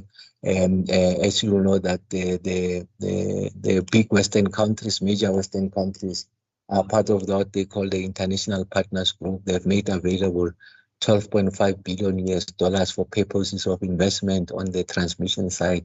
So there are those conversations that are happening really to thresh out what component is concession, is grant, so that whatever decision we make is in the interest of the sovereign.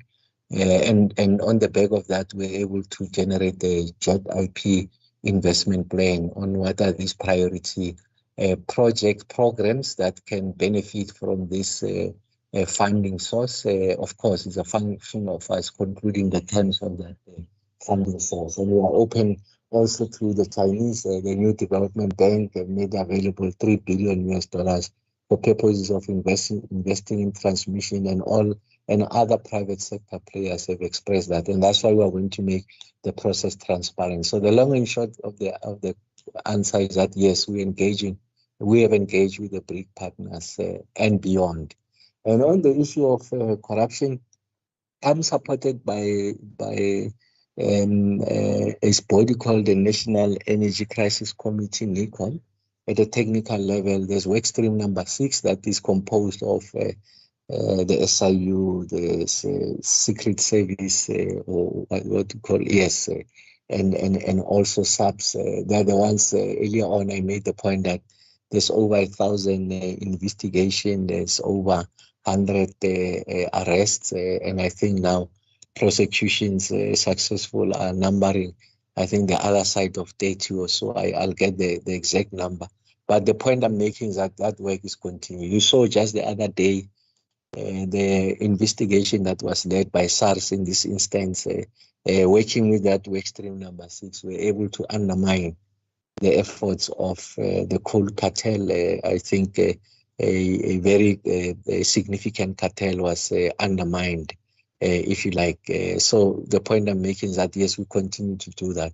You have seen, I'm sure, one of the prominent cases that were reported, collusion between some of the ESCOM employees, the truck drivers transporting coal, the fact that they were defrauding ESCOM, accounting for coal that has been allegedly delivered when in fact it was not delivered. Again, those prosecutions are happening. So the long and short of the answer is that yes, there's that work that is happening. And of course, we can share the exact numbers as and when they get to be updated. But it's tremendous amount of work to fight corruption, Chair. Thanks. Thank you very much. And the member from the Westerhuizen. Thank you, Chair. Chair, I don't know if I've missed the Minister's response to my question regarding our emergency and peak power stations, Ankerlig and Gerikwa, and the fact that as we move towards a greater percentage of our electricity generation from renewables, which, as I've said, is unfortunately not always within our control how much they will output, whether we shouldn't be investing into more of these emergency and peak capacity? And then secondly, linked to that, shouldn't we rather have invested in such power stations on South African soil than to rent power ships to come and augment our generating capacity? That was my question, and my apologies if I've missed the minister's response. But then secondly, in terms of the growing number of industries and households that provide or that generate electricity within local government provided areas, what are the chances of, for example, getting a credit not only on your electricity account, but on your municipal account as a whole? What I'm looking at is swapping electricity that you feed back into the municipal grid for example, services such as sewerage or refuse removal or water consumed, so that we what currently happens is that a lot of people just don't feed back into the grid, even though they have the capacity to do so, because the municipalities are either not geared, or the cost of feeding back is not offset by the cost of, for example, a smart meter. If the minister could just assist in that regard. Thank you, Chair. Thank you, Mr. Minister. Oh, yes, I did miss that question. I do apologize most sincerely. Yes, so by definition, the peaking plants are meant for exactly that. So just for the benefit of the members, is that an assumption is made that you have built sufficient capacity for you to be able to meet your demand. But the anticipation is that you might not have provided for some future demand that is unforeseen. And for one reason or the other, you find that the demand simply shoots up, exceeding your generation. And in that instance, that gap, that delta of demand far exceeding generation, it gets to be met or satisfied by your peaking plant. Then you run them. The Ankerlechen corridor, as the member has indicated. But by definition, what has been happening is that because these are peaking plants, so you don't have them on load most of the time. I think they are designed to be on load about 12% of the time. And then also they use diesel, which is very expensive. And 12% of the time using diesel, because the expectation is that you are really unlikely going to need them. But as a result of our energy situation, as the member has correctly indicated, we've been running these units even beyond their design capacity. And what that does, the unintended consequences, two things. First is that you are burning diesel, very expensive. So you are generating a very expensive energy. And of course, that is not matched by your tariff, because your tariff does not assume that you'll be burning diesel at that level. It means that Eskom is well off, is worse off as a result of that, because then they are subsidizing. And then the second unintended consequence is that you are exceeding the limitations of their design capacity, their engineering design. Like I said, they're not meant to be run as base load, but because of our crisis, we are running them as base load. So you are bringing early their retirement or the frequency of the maintenance. And I think that's what the member is raising. So your observations are absolutely correct. So how we see it is that the best answer is in ensuring that you improve the performance of the installed capacity and or have an emergency generation capacity. So you refer to car power ship. Of course, it took 3 years. It just undermines the fact that you call it emergency. Because if it's emergency, we wouldn't have taken 3 years and counting for you to bring it on stream. And of course, if it's emergency, it can't be over a period of 20 years. I don't see you can have an emergency of 20 years, otherwise it's a normality. And that's why we advocated for a shorter period. And of course, for you to flatten the tariff, it means that because you are moving it from a longer length of time to a shorter one, then the tariff will peak. So it might be a bit costly to do that. But that's part of the conversation at the IPP office. Remember, the IPP office is the one that is contracting. So they are the ones who do those negotiations, assuming that Car Powership will have met all of its licensing requirements from an environmental impact point of view. Again, that Car Powership uses gas. Gas is cheaper than diesel. Anything cheaper than diesel, I think it's worth considering. Of course, there you are having significant exposures at two levels. First exposure is a commodity exposure because of the fluctuations or the variations in the cost of gas.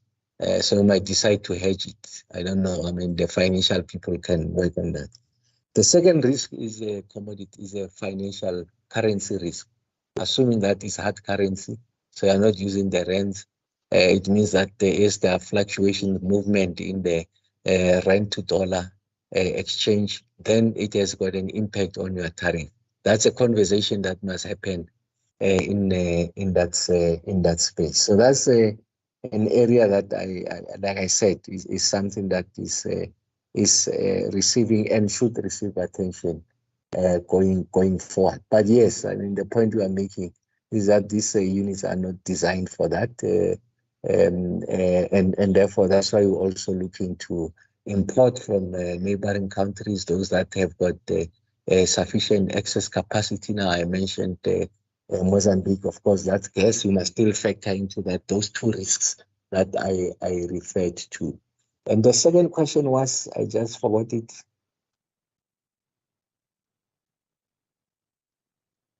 Member van der Westhuizen, if you just want to repeat that second question.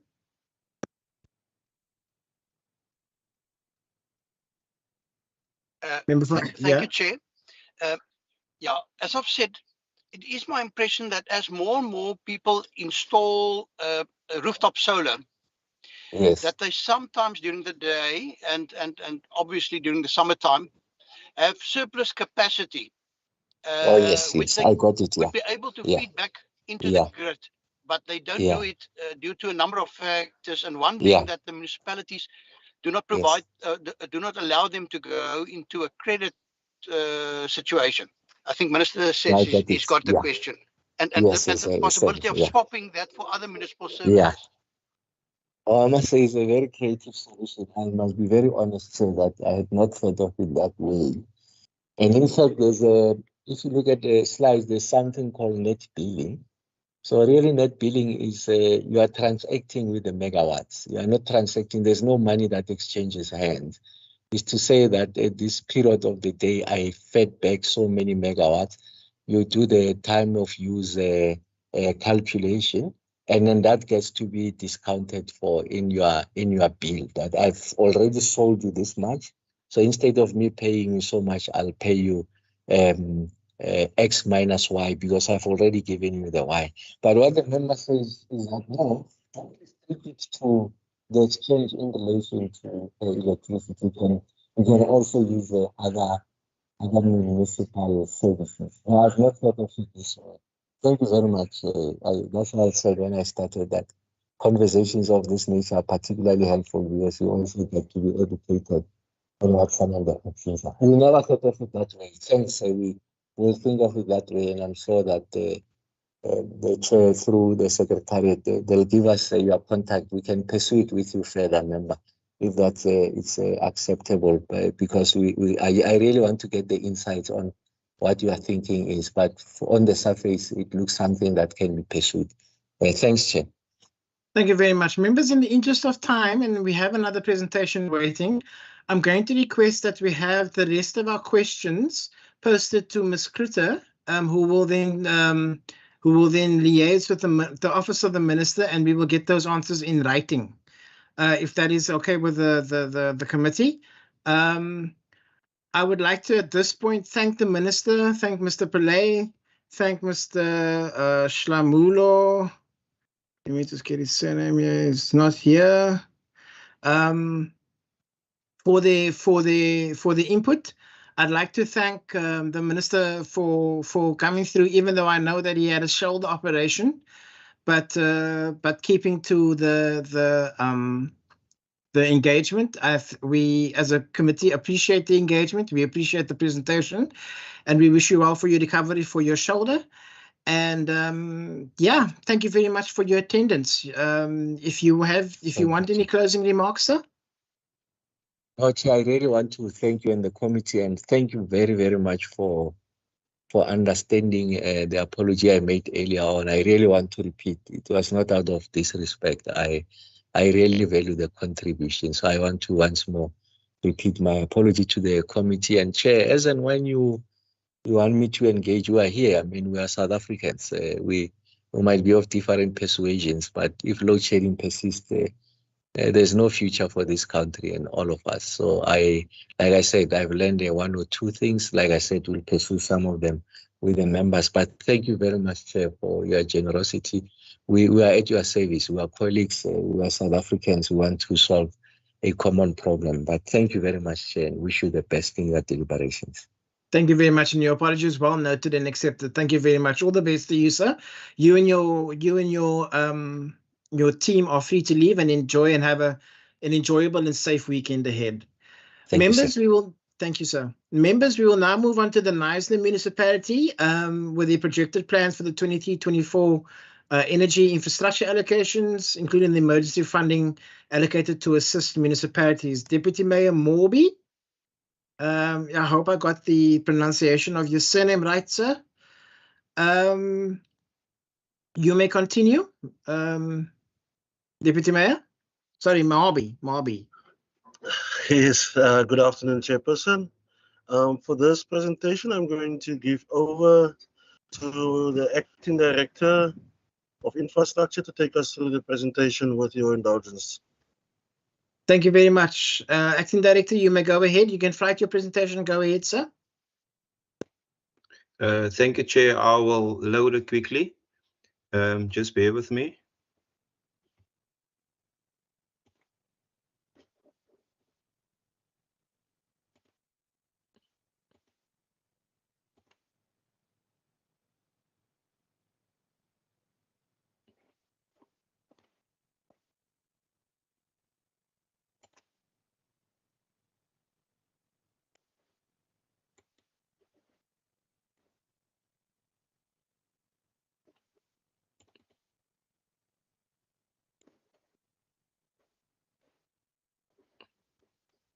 Chair, I think there's a slight problem with sharing the presentation. I've sent the presentation to Mrs. Kluti. I was wondering if she can just assist. I'm struggling on this side. Okay, Ms. Kluti, can you write the presentation on your side, please? Chairperson will do so. Thank you. Thank you.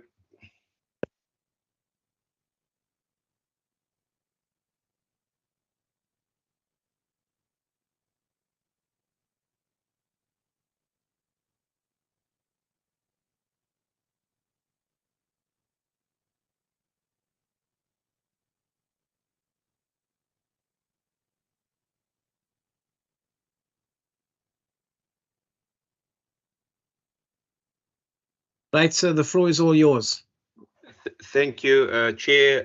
Once again, greetings from Knysna Municipality to all observed protocol, Honourable Minister, and the rest of the Energy Committee. Thank you for affording us this opportunity to present to you our current status with regards to energy and obviously our vision and our way forward in terms of what is planned within the jurisdiction of Knysna Municipality. Okay, this is basically the map that we're going to use to navigate through the presentation in terms of the background, where I'm going to touch on the introduction, the background of where we're situated as a municipality, touching on the emergency relief grant with regards to our generators that we received, the 4-year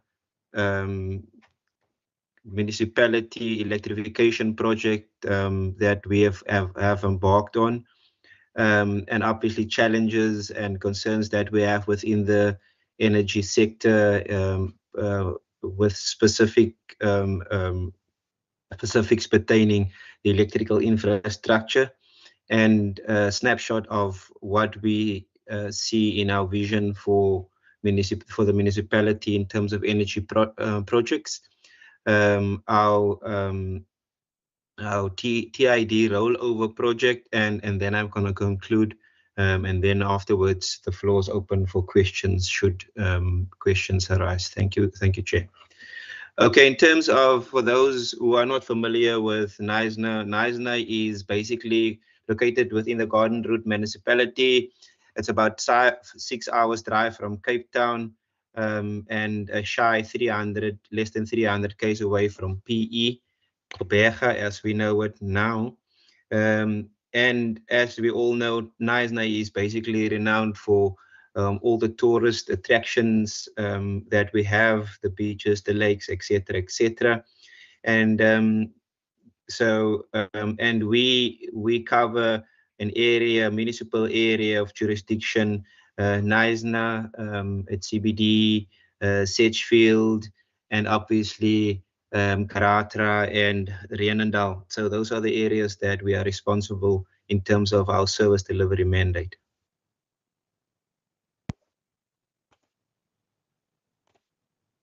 So just to show each and every one where we're located, it's at the south point of the Western Province, and you can see we sit in between the Eastern Cape and obviously the south point of the Western Cape.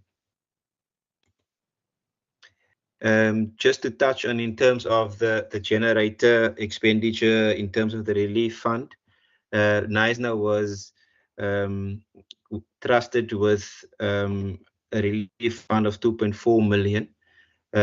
We have reported on a weekly basis to the province in terms of our progress.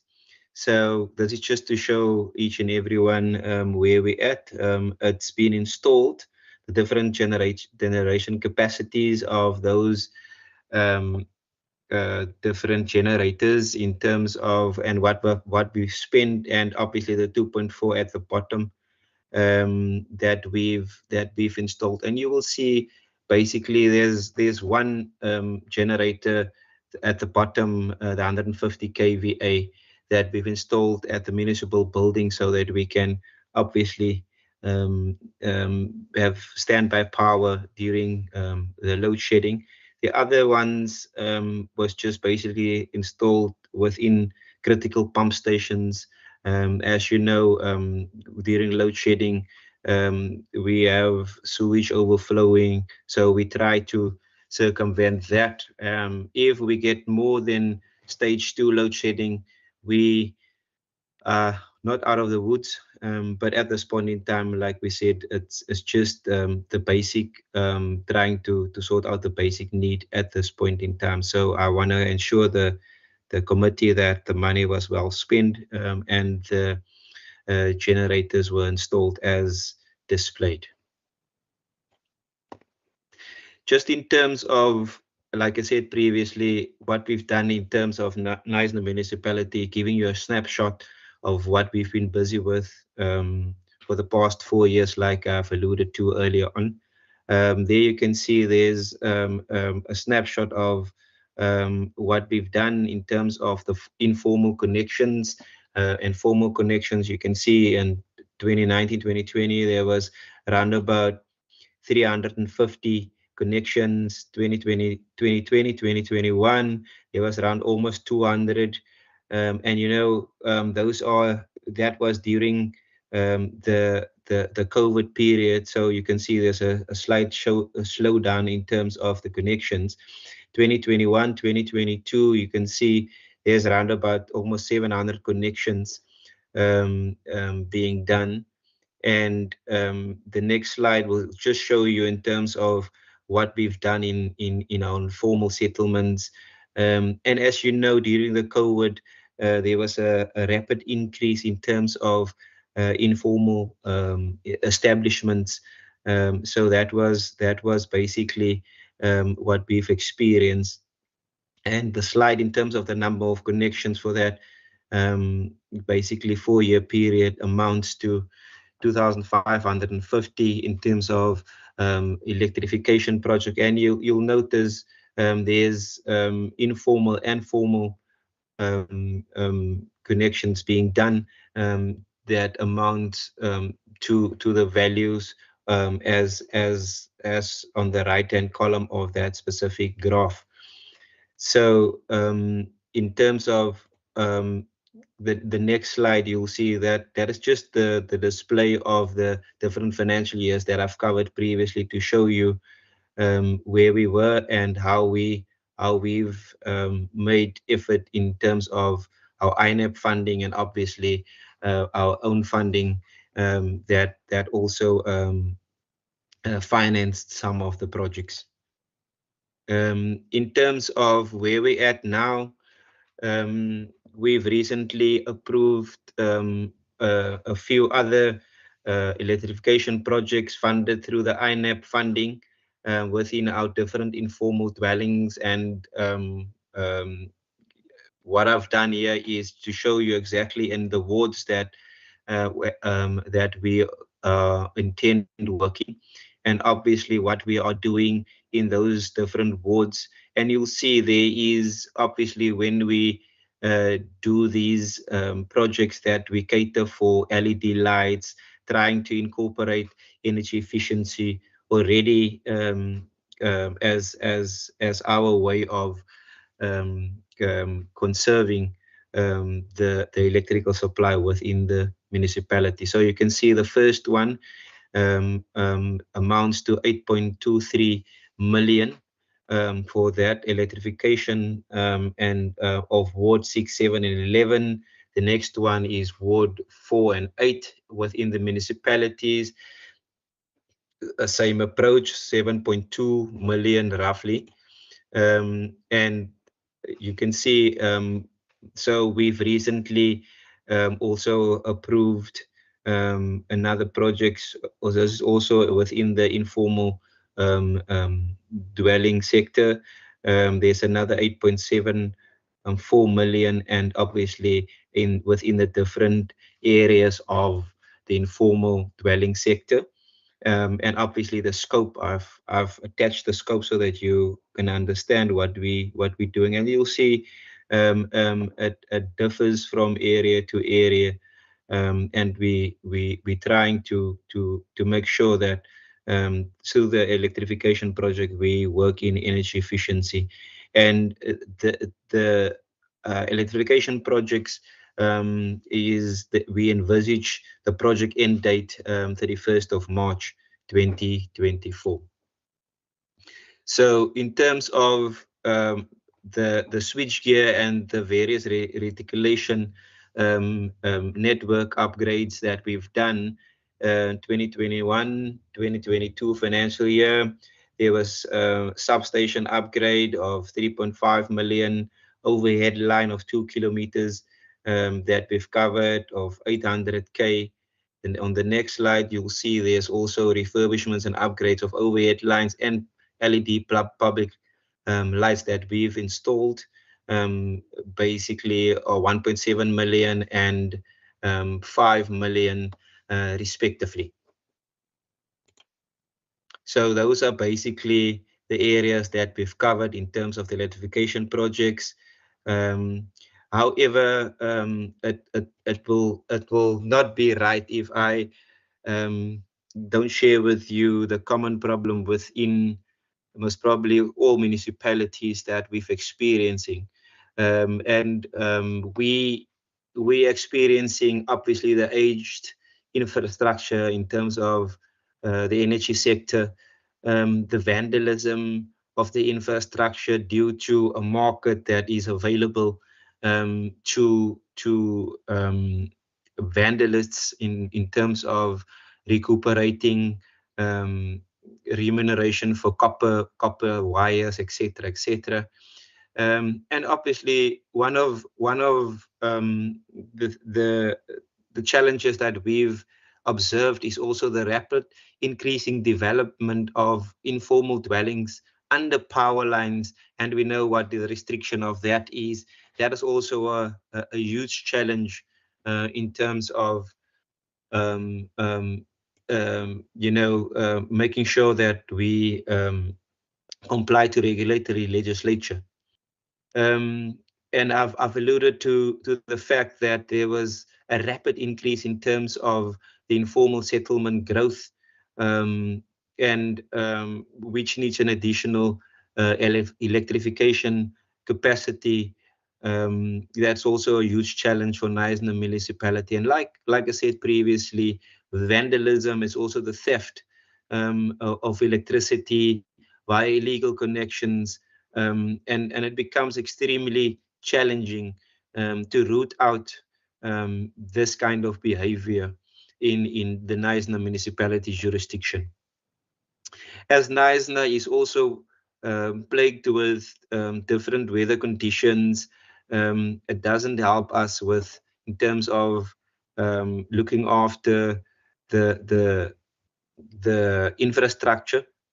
It's very unfavorable weather conditions. That even includes fire, the burning of informal settlements, which brings us back to reinstallations, and obviously power outages, and a threat to the entire Knysna grid as such. And lastly, in terms of the inability, as previously highlighted, with the HE infrastructure, the vandalism, etc., that inability to meet the service delivery mandate obviously results in public protesting and even damaging of infrastructure even more. And lastly, the lack of funding to roll out these projects is also a challenge to the Knysna municipality. And the reason why I'm highlighting the lack of ability, the lack of project funding is we've been plagued with, like I said, the rapid growth of the informal settlement in the northern areas of Knysna municipality, and that causes us to have a lack of funding. What are we doing currently about it? We've engaged with local government, COCTA, to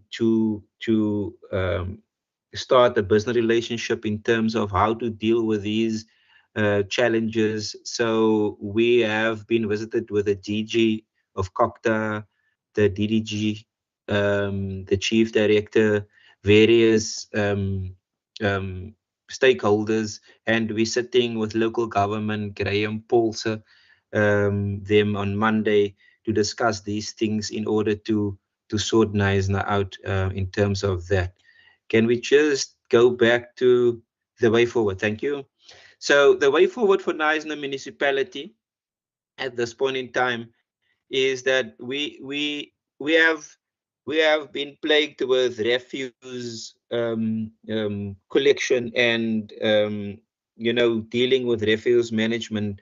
And at this point in time, Knysna, we have to put out trucks, 4 trucks in the morning on the roads, 6 o'clock already to go and deliver to the landfill site in Mossel Bay, as we don't have a landfill site that side. And within the Garden Route municipality, all other municipalities, Beto, Plettenberg Bay, Oudtshoorn, Mossel Bay, George, and Knysna, we're all transporting our waste, refuse waste to Mossel Bay, to the Petro SA landfill site. And when it's rainy, we have to drive up to even Oudtshoorn, because when it's rainy and wet, we can't access the landfill site, which causes us that we sitting with a huge problem in terms of refuse to waste. So what we've done is we've embarked on a feasibility study that was approved by council and executed. So we have the feasibility study to turn that waste into energy and turns it eventually into electricity, so that we manage our waste better and obviously minimize the transportation to landfill sites. So the cost is around about 29 million rand. However, with this project is basically the service provider, in terms of rendering the service, this investor, so investors, private investors that is willing to fund the project at no expense to Knysna municipality, obviously we must just provide the property, and obviously when the electricity is generated, that SLA will be handled accordingly. So that is one of the ways how we see future in terms of refuse waste turning to energy plant in Knysna. So we will also be pioneering such an event, and the other municipalities must probably, hopefully, they're going to come to Knysna, invest within the Knysna economy, and come and learn from us as the pioneers of waste to energy plant. In terms of renewable energy, we have conducted few studies in terms of designs of substations, substation extensions, construction of various distribution lines within the jurisdiction or jurisdicted area, and the construction of a renewable plant. We have an estimated cost of almost just shy of 300 million, which we will obviously break down and seek funding within the spheres within South Africa, and obviously using a phased approach as backup for the municipality in terms of renewable energy, green energy, and that is our endeavor in terms of infrastructure development and the alternative energy source within the municipality. So furthermore, we've developed different feasibility studies and project costs for substations. Obviously, what happened, like I said previously, the rapid growth of the demographics within the jurisdicted area of Knysna municipality, at the grid, and obviously our reticulation network is reaching its end of capacity. So various upgrades must be done, and there's another upgrade that we must do for one of our substations, or two actually of our substations, that's shy of 30 million. In terms of future electrification projects, we have different wards, and if you go through the very last slide, the fourth slide, you'll see it amounts to over a phased approach. It also amounts to 122 million with regards to that. Obviously, we also planning a phased approach, and as funding becomes available through the INAP funding model. In terms of the efficiency of lights, we're almost by the third last slide. More. Once more to the light efficiency slide. That one, yes, thank you.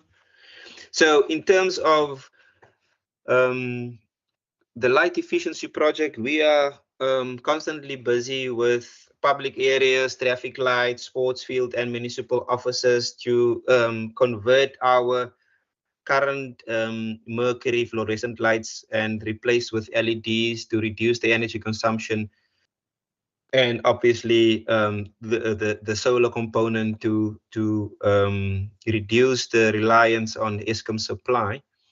So the project cost that we've done so far in terms of estimation is around about 45 million. So that includes UPSs, the installation of UPSs, smart metering systems, load curtailment. We've been in discussion with Eskom, and obviously Knysna is one of the municipalities that don't owe Eskom, and we're very proud of that. So we are in discussions with Eskom in terms of load curtailment programs to be rolled out, so that we can see how we can better manage our load shedding time schedules, and what is feasible for the Knysna municipality. Lastly, in terms of another project that is actually being in the award process is the token identifier project. And that project basically is to update the software of our meters, electricity meters, our prepaid meters. We are busy. We have basically from the our end date is 24, November 24.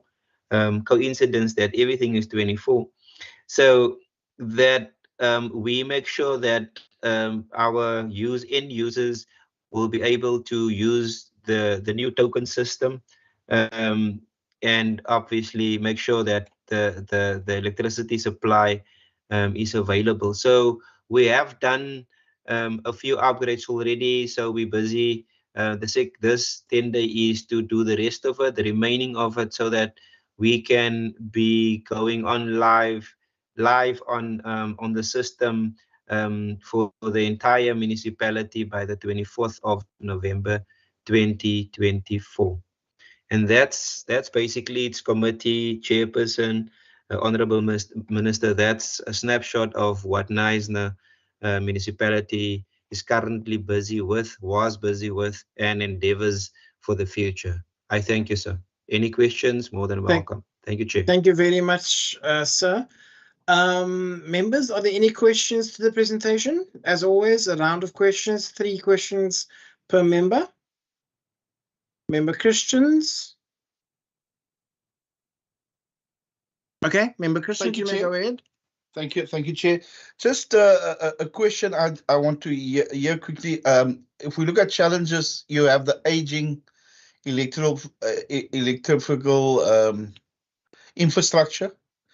So I know that we're talking about approved electrification projects. So when you approve that, so do you balance that out when you approve also to attend to the aging electrical infrastructure? You see, you approve and you have projects where you electrify certain areas, but now your aging infrastructure, is there balance when it comes to that? And secondly, Chair, the theft of electricity via illegal connections, what is the action there when it comes to illegal connections? And maybe just my last question, Chair, is I see if you look at the presentation, there's quite a bit of connection at informal and formal connections.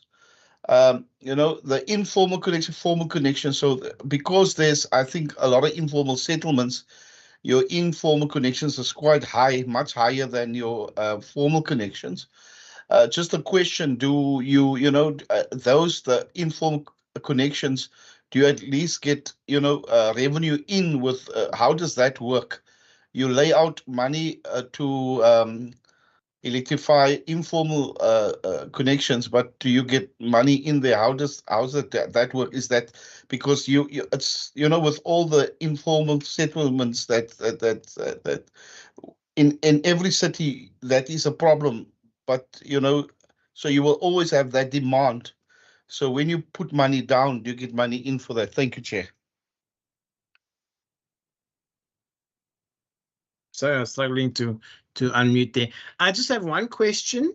It's actually on the last slide, the token identifier project. I see you've only done 10% of the upgrades so far. I know that the tender will be awarded in 100 days. That means you've got about 200 days to update 90% of your prepaid meters. Is that doable? Would you be able to do it before? Because it's not, by November 24, you're still November 23. You don't want to be updating software still, because something might go wrong, and then you have to attend to those challenges. So is it feasible? Is it realistic that you'll get through all of this? Thank you very much. Over to you, sir.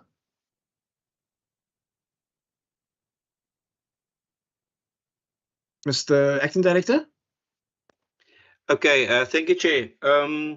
Just in terms of the aging infrastructure, so what we do is we obviously there's the basic right of delivering electricity to the inhabitants of Knysna. So what we do is we the aging infrastructure, the informal settlements. So what we do is we, like I said previously, we try to incorporate the energy efficiency side already. And the balance that the committee member asked about, the balance is there is infrastructure that we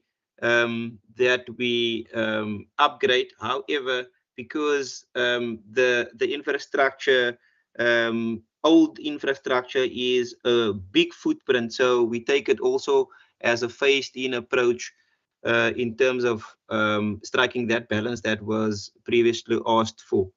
In terms of the illegal connections, how do we deal with it? It is a challenge.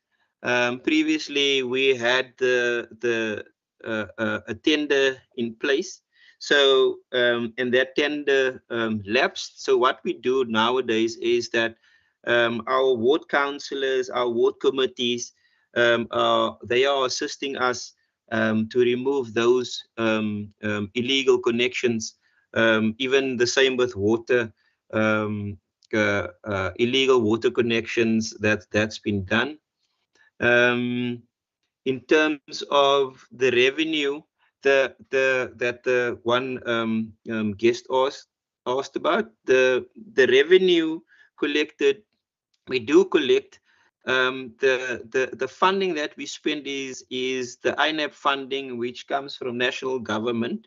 So we lay out the capex, and then we obviously get the money back.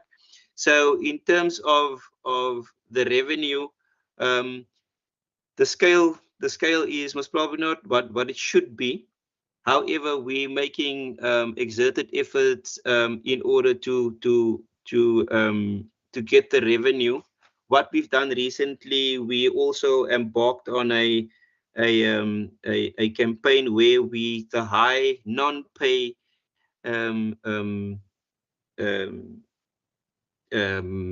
citizens or corporate organizations, they were issued with obviously a warning and disconnecting some of the electricity, and that is also a way of getting our revenue that is distorted in as such. The TID project, in terms of that, yes, that 90%, there's a specific plan laid out, and a training plan for bringing in extra resources. So there's a specific plan how we're going to roll it out, and obviously how many we're going to cover within a certain period. And obviously within that plan, there's also a snagging period to make sure that everything is online, live and working.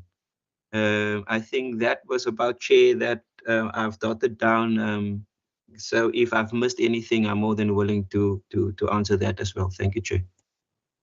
Thank you very much. I understand the municipal manager for the Knysna municipality is with us, Mrs. Sibola. Thank you, Chairperson, and thanks the acting director. Your presentation was quite detailed.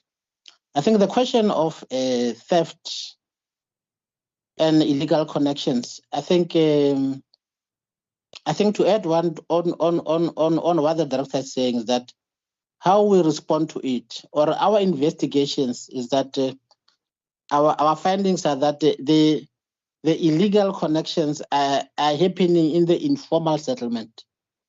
And when you go to informal settlement, you'll find 5 families or more connecting to a line that is passing. So how we're addressing it through INAP, we are then doing the connections into the informal settlement. That's where we have started. The 43 million that INAP gave us, we have then rolled it out to the informal settlement. However, we are also going to the implementation of the smart meters again. They are also then going to assist us then going forward. But if this trend will then continue because people get used to it, then we are going to do the we are then going to do the disconnections. But yeah, I think this project will then assist us a lot. The communities are happy. We've been doing the IDP roadshows. This is the project that they have been that they've been waiting for. And then the question of the revenue, I think the directors also responded to that. Part of what we are doing, it is a campaign that is led by the municipal manager, which is myself. We are subpoenaing the high debtors to the municipality. Our challenge is that our accounts they've been disputed, and once they start once they dispute the account, they stop paying. So we are calling them to the municipality. We are sitting down with them, and so far I think we are seeing positives. They are paying. I remember some 3 months ago, one came and just paid 4.5 million on the spot, but he had to negotiate actually. So it was just the round table thing where we'll also have to then consider certain things that they raise. We are now also taking one item to cancel, where also one guy that is owing is then willing to pay us close to 11 million. So we happen to have money that is lying there, but we never had I don't know whether I should say the capacity or the energy, but I think one other thing that we've also then realized is that we've been too far from our communities. We've been too far from our residents. We've been too far from our taxpayers. So we are also in the process of closing this gap. Hence, today I had a meeting with this other ratepayers, Leisure Island. So that's where we are, Chairperson. Thank you. Thank you very much, Mrs. Zabola. Members, if there are no further questions, going once, going twice. Thank you very much, Mr. McDonald, for your very detailed and interesting presentation. And thank you to Deputy Mayor Marby and Mr. Zabola for your attendance. You are excused from the meeting. Member Dugmore? Chair, sorry, I don't want to take over your role, but I just want to say that, compared to last time when it was only one of the officials that was in this meeting, I think it makes a big difference when we have, like we had today, the deputy mayor, and, we have the relevant officials. It just makes the whole process, more worthwhile. So, I just also wanted to point that out and then thank the officials, but I don't want to, take your role, Chair, but I did want to express that. Thanks. No problem, Member Dugmore. Yes, thank you very much to Deputy Mayor Marby and Mr. Zabola for your attendance. Yes, it does make a big difference, and we can see it in the presentation and in the questions that were asked. So thank you very much, members of the Knysna municipality, Deputy Mayor and officials. You are excused from the meeting. Thank you very much. Thank you very much, Chairperson. Thank you, Chair. I just wanted to say something to Mr. Dugmore, that I was the official last week. Unfortunately, the other leaders couldn't make it, so I'm happy that I could put light on what we've been doing. And thank you for affording us this opportunity. We are grateful. Thank you very much. Thank you, Chair. Thank you, Mr. McDonald. Thank you very much. Members, before you close. Okay. Yes. Chairperson, I'm sorry to come like now. Chairperson, before you close, I think it is quite. It should be. I think it is known. It is a well known that Western Cape, especially our municipalities in the Garden Road, they are in the coastal area, and then they are prone to disasters. Now, I want to talk of electricity budget. Now, every time when disaster strikes, we have to respond. And how we respond will take to whatever that is there. And among others, it will be the collections that we get from electricity. You must remember that the budget of the municipality is a projection.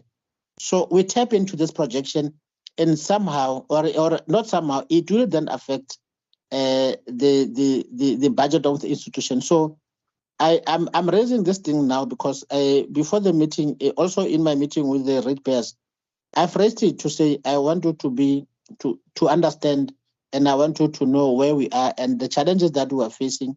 They should also be your challenges. It even went to a point where the ratepayers they offered to, with their money, to patch the potholes.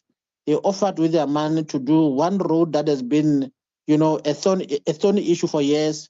So I'm also raising it today to say our budget from time to time is then affected by these natural disasters. There was a high tide yesterday, which also, I'm saying some months ago, which also then dealt with our budget. So it is a point that I wanted to bring home. Thank you, Chairperson. Thank you, Mr. Sabola. What I can recommend to you is that you write to the procedure officer, Ms. Kluti, and outline your challenges. And then what we can do is we can refer it to the relevant, either the relevant standing committee, or we can refer it direct to the relevant department of government and say, as our duty to exercise oversight, we're going to ask how's the relevant government department infrastructure, I would think, assisting you in doing this. So if you could put your answers in writing, your challenges and your recommendations in writing, and then we will take it further with the relevant department and the relevant standing committee. Okay? Thank you so much. Thank you so much. And thank you very much for your excuse, members. We just have a few committee business to take care of. So if you could just spare us a few more minutes.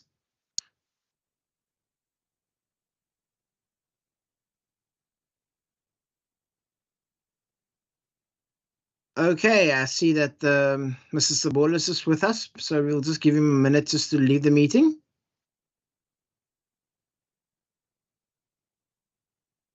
There we go.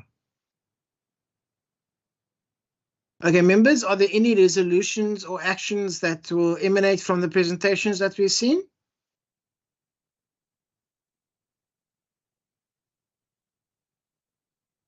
Going once?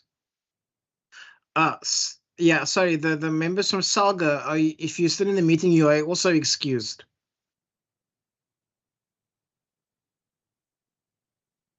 Thank you. Thank you, Ms. Kluti. Okay, members, are there any resolutions or actions emanating from this meeting? Going once? Going twice?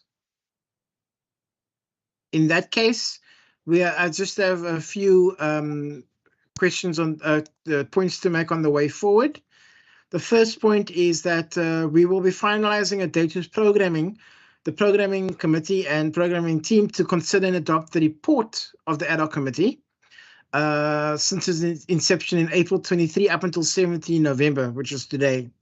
What we will do is we will, Ms. Kluti and I will be sitting down and devising the report so that we can deliberate on the report with in our next meeting, which hopefully will be early in the new year when Parliament returns from recess. The second thing is, I see your hand, Member Dagmar, I'll take it now. But the second thing is in connection with the Nelson Mandela University and the efforts in energy cooperatives and collaborations with communities. I have spoken to Professor Cherry. Unfortunately, she couldn't make this meeting because she was out of the country, I think it was. but we've identified that she's more than willing to come and address us on their work in the Port Elizabeth, in the Gqeberha area, and we're just waiting for committee programming to give us a date early in 2024. That will be during the first 3 months of 2024, and then we will have them give us a presentation on what they're doing. I must say that I was quite interested to learn about Professor Cherry's work, and I think it would be very informative for this committee to hear what she's saying. Member Dugmore? Sorry, what she's doing. Member Dugmore? You're back on mute, sir.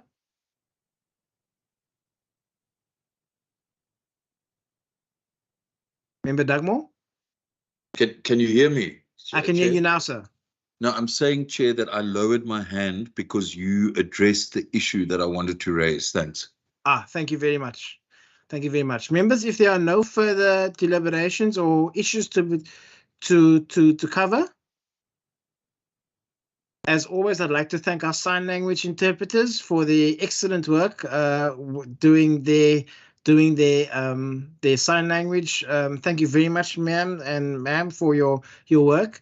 Members, thank you very much for your robust discussion and your engagement especially with the Minister, as well as the Knysna municipality. I wish you a safe and happy and restful weekend, although we all know what we're going to be doing over this coming weekend, especially. And may it be a safe one. Whatever you will be doing, may it be safe, may it be robust, and may it be all for the greater good of democracy in our country. Thank you very much. This meeting is adjourned. Thank you, Chair. Bye-bye. Thank you, Chair. Thank you, Chair. Thank you, Chair. Thank you, colleagues.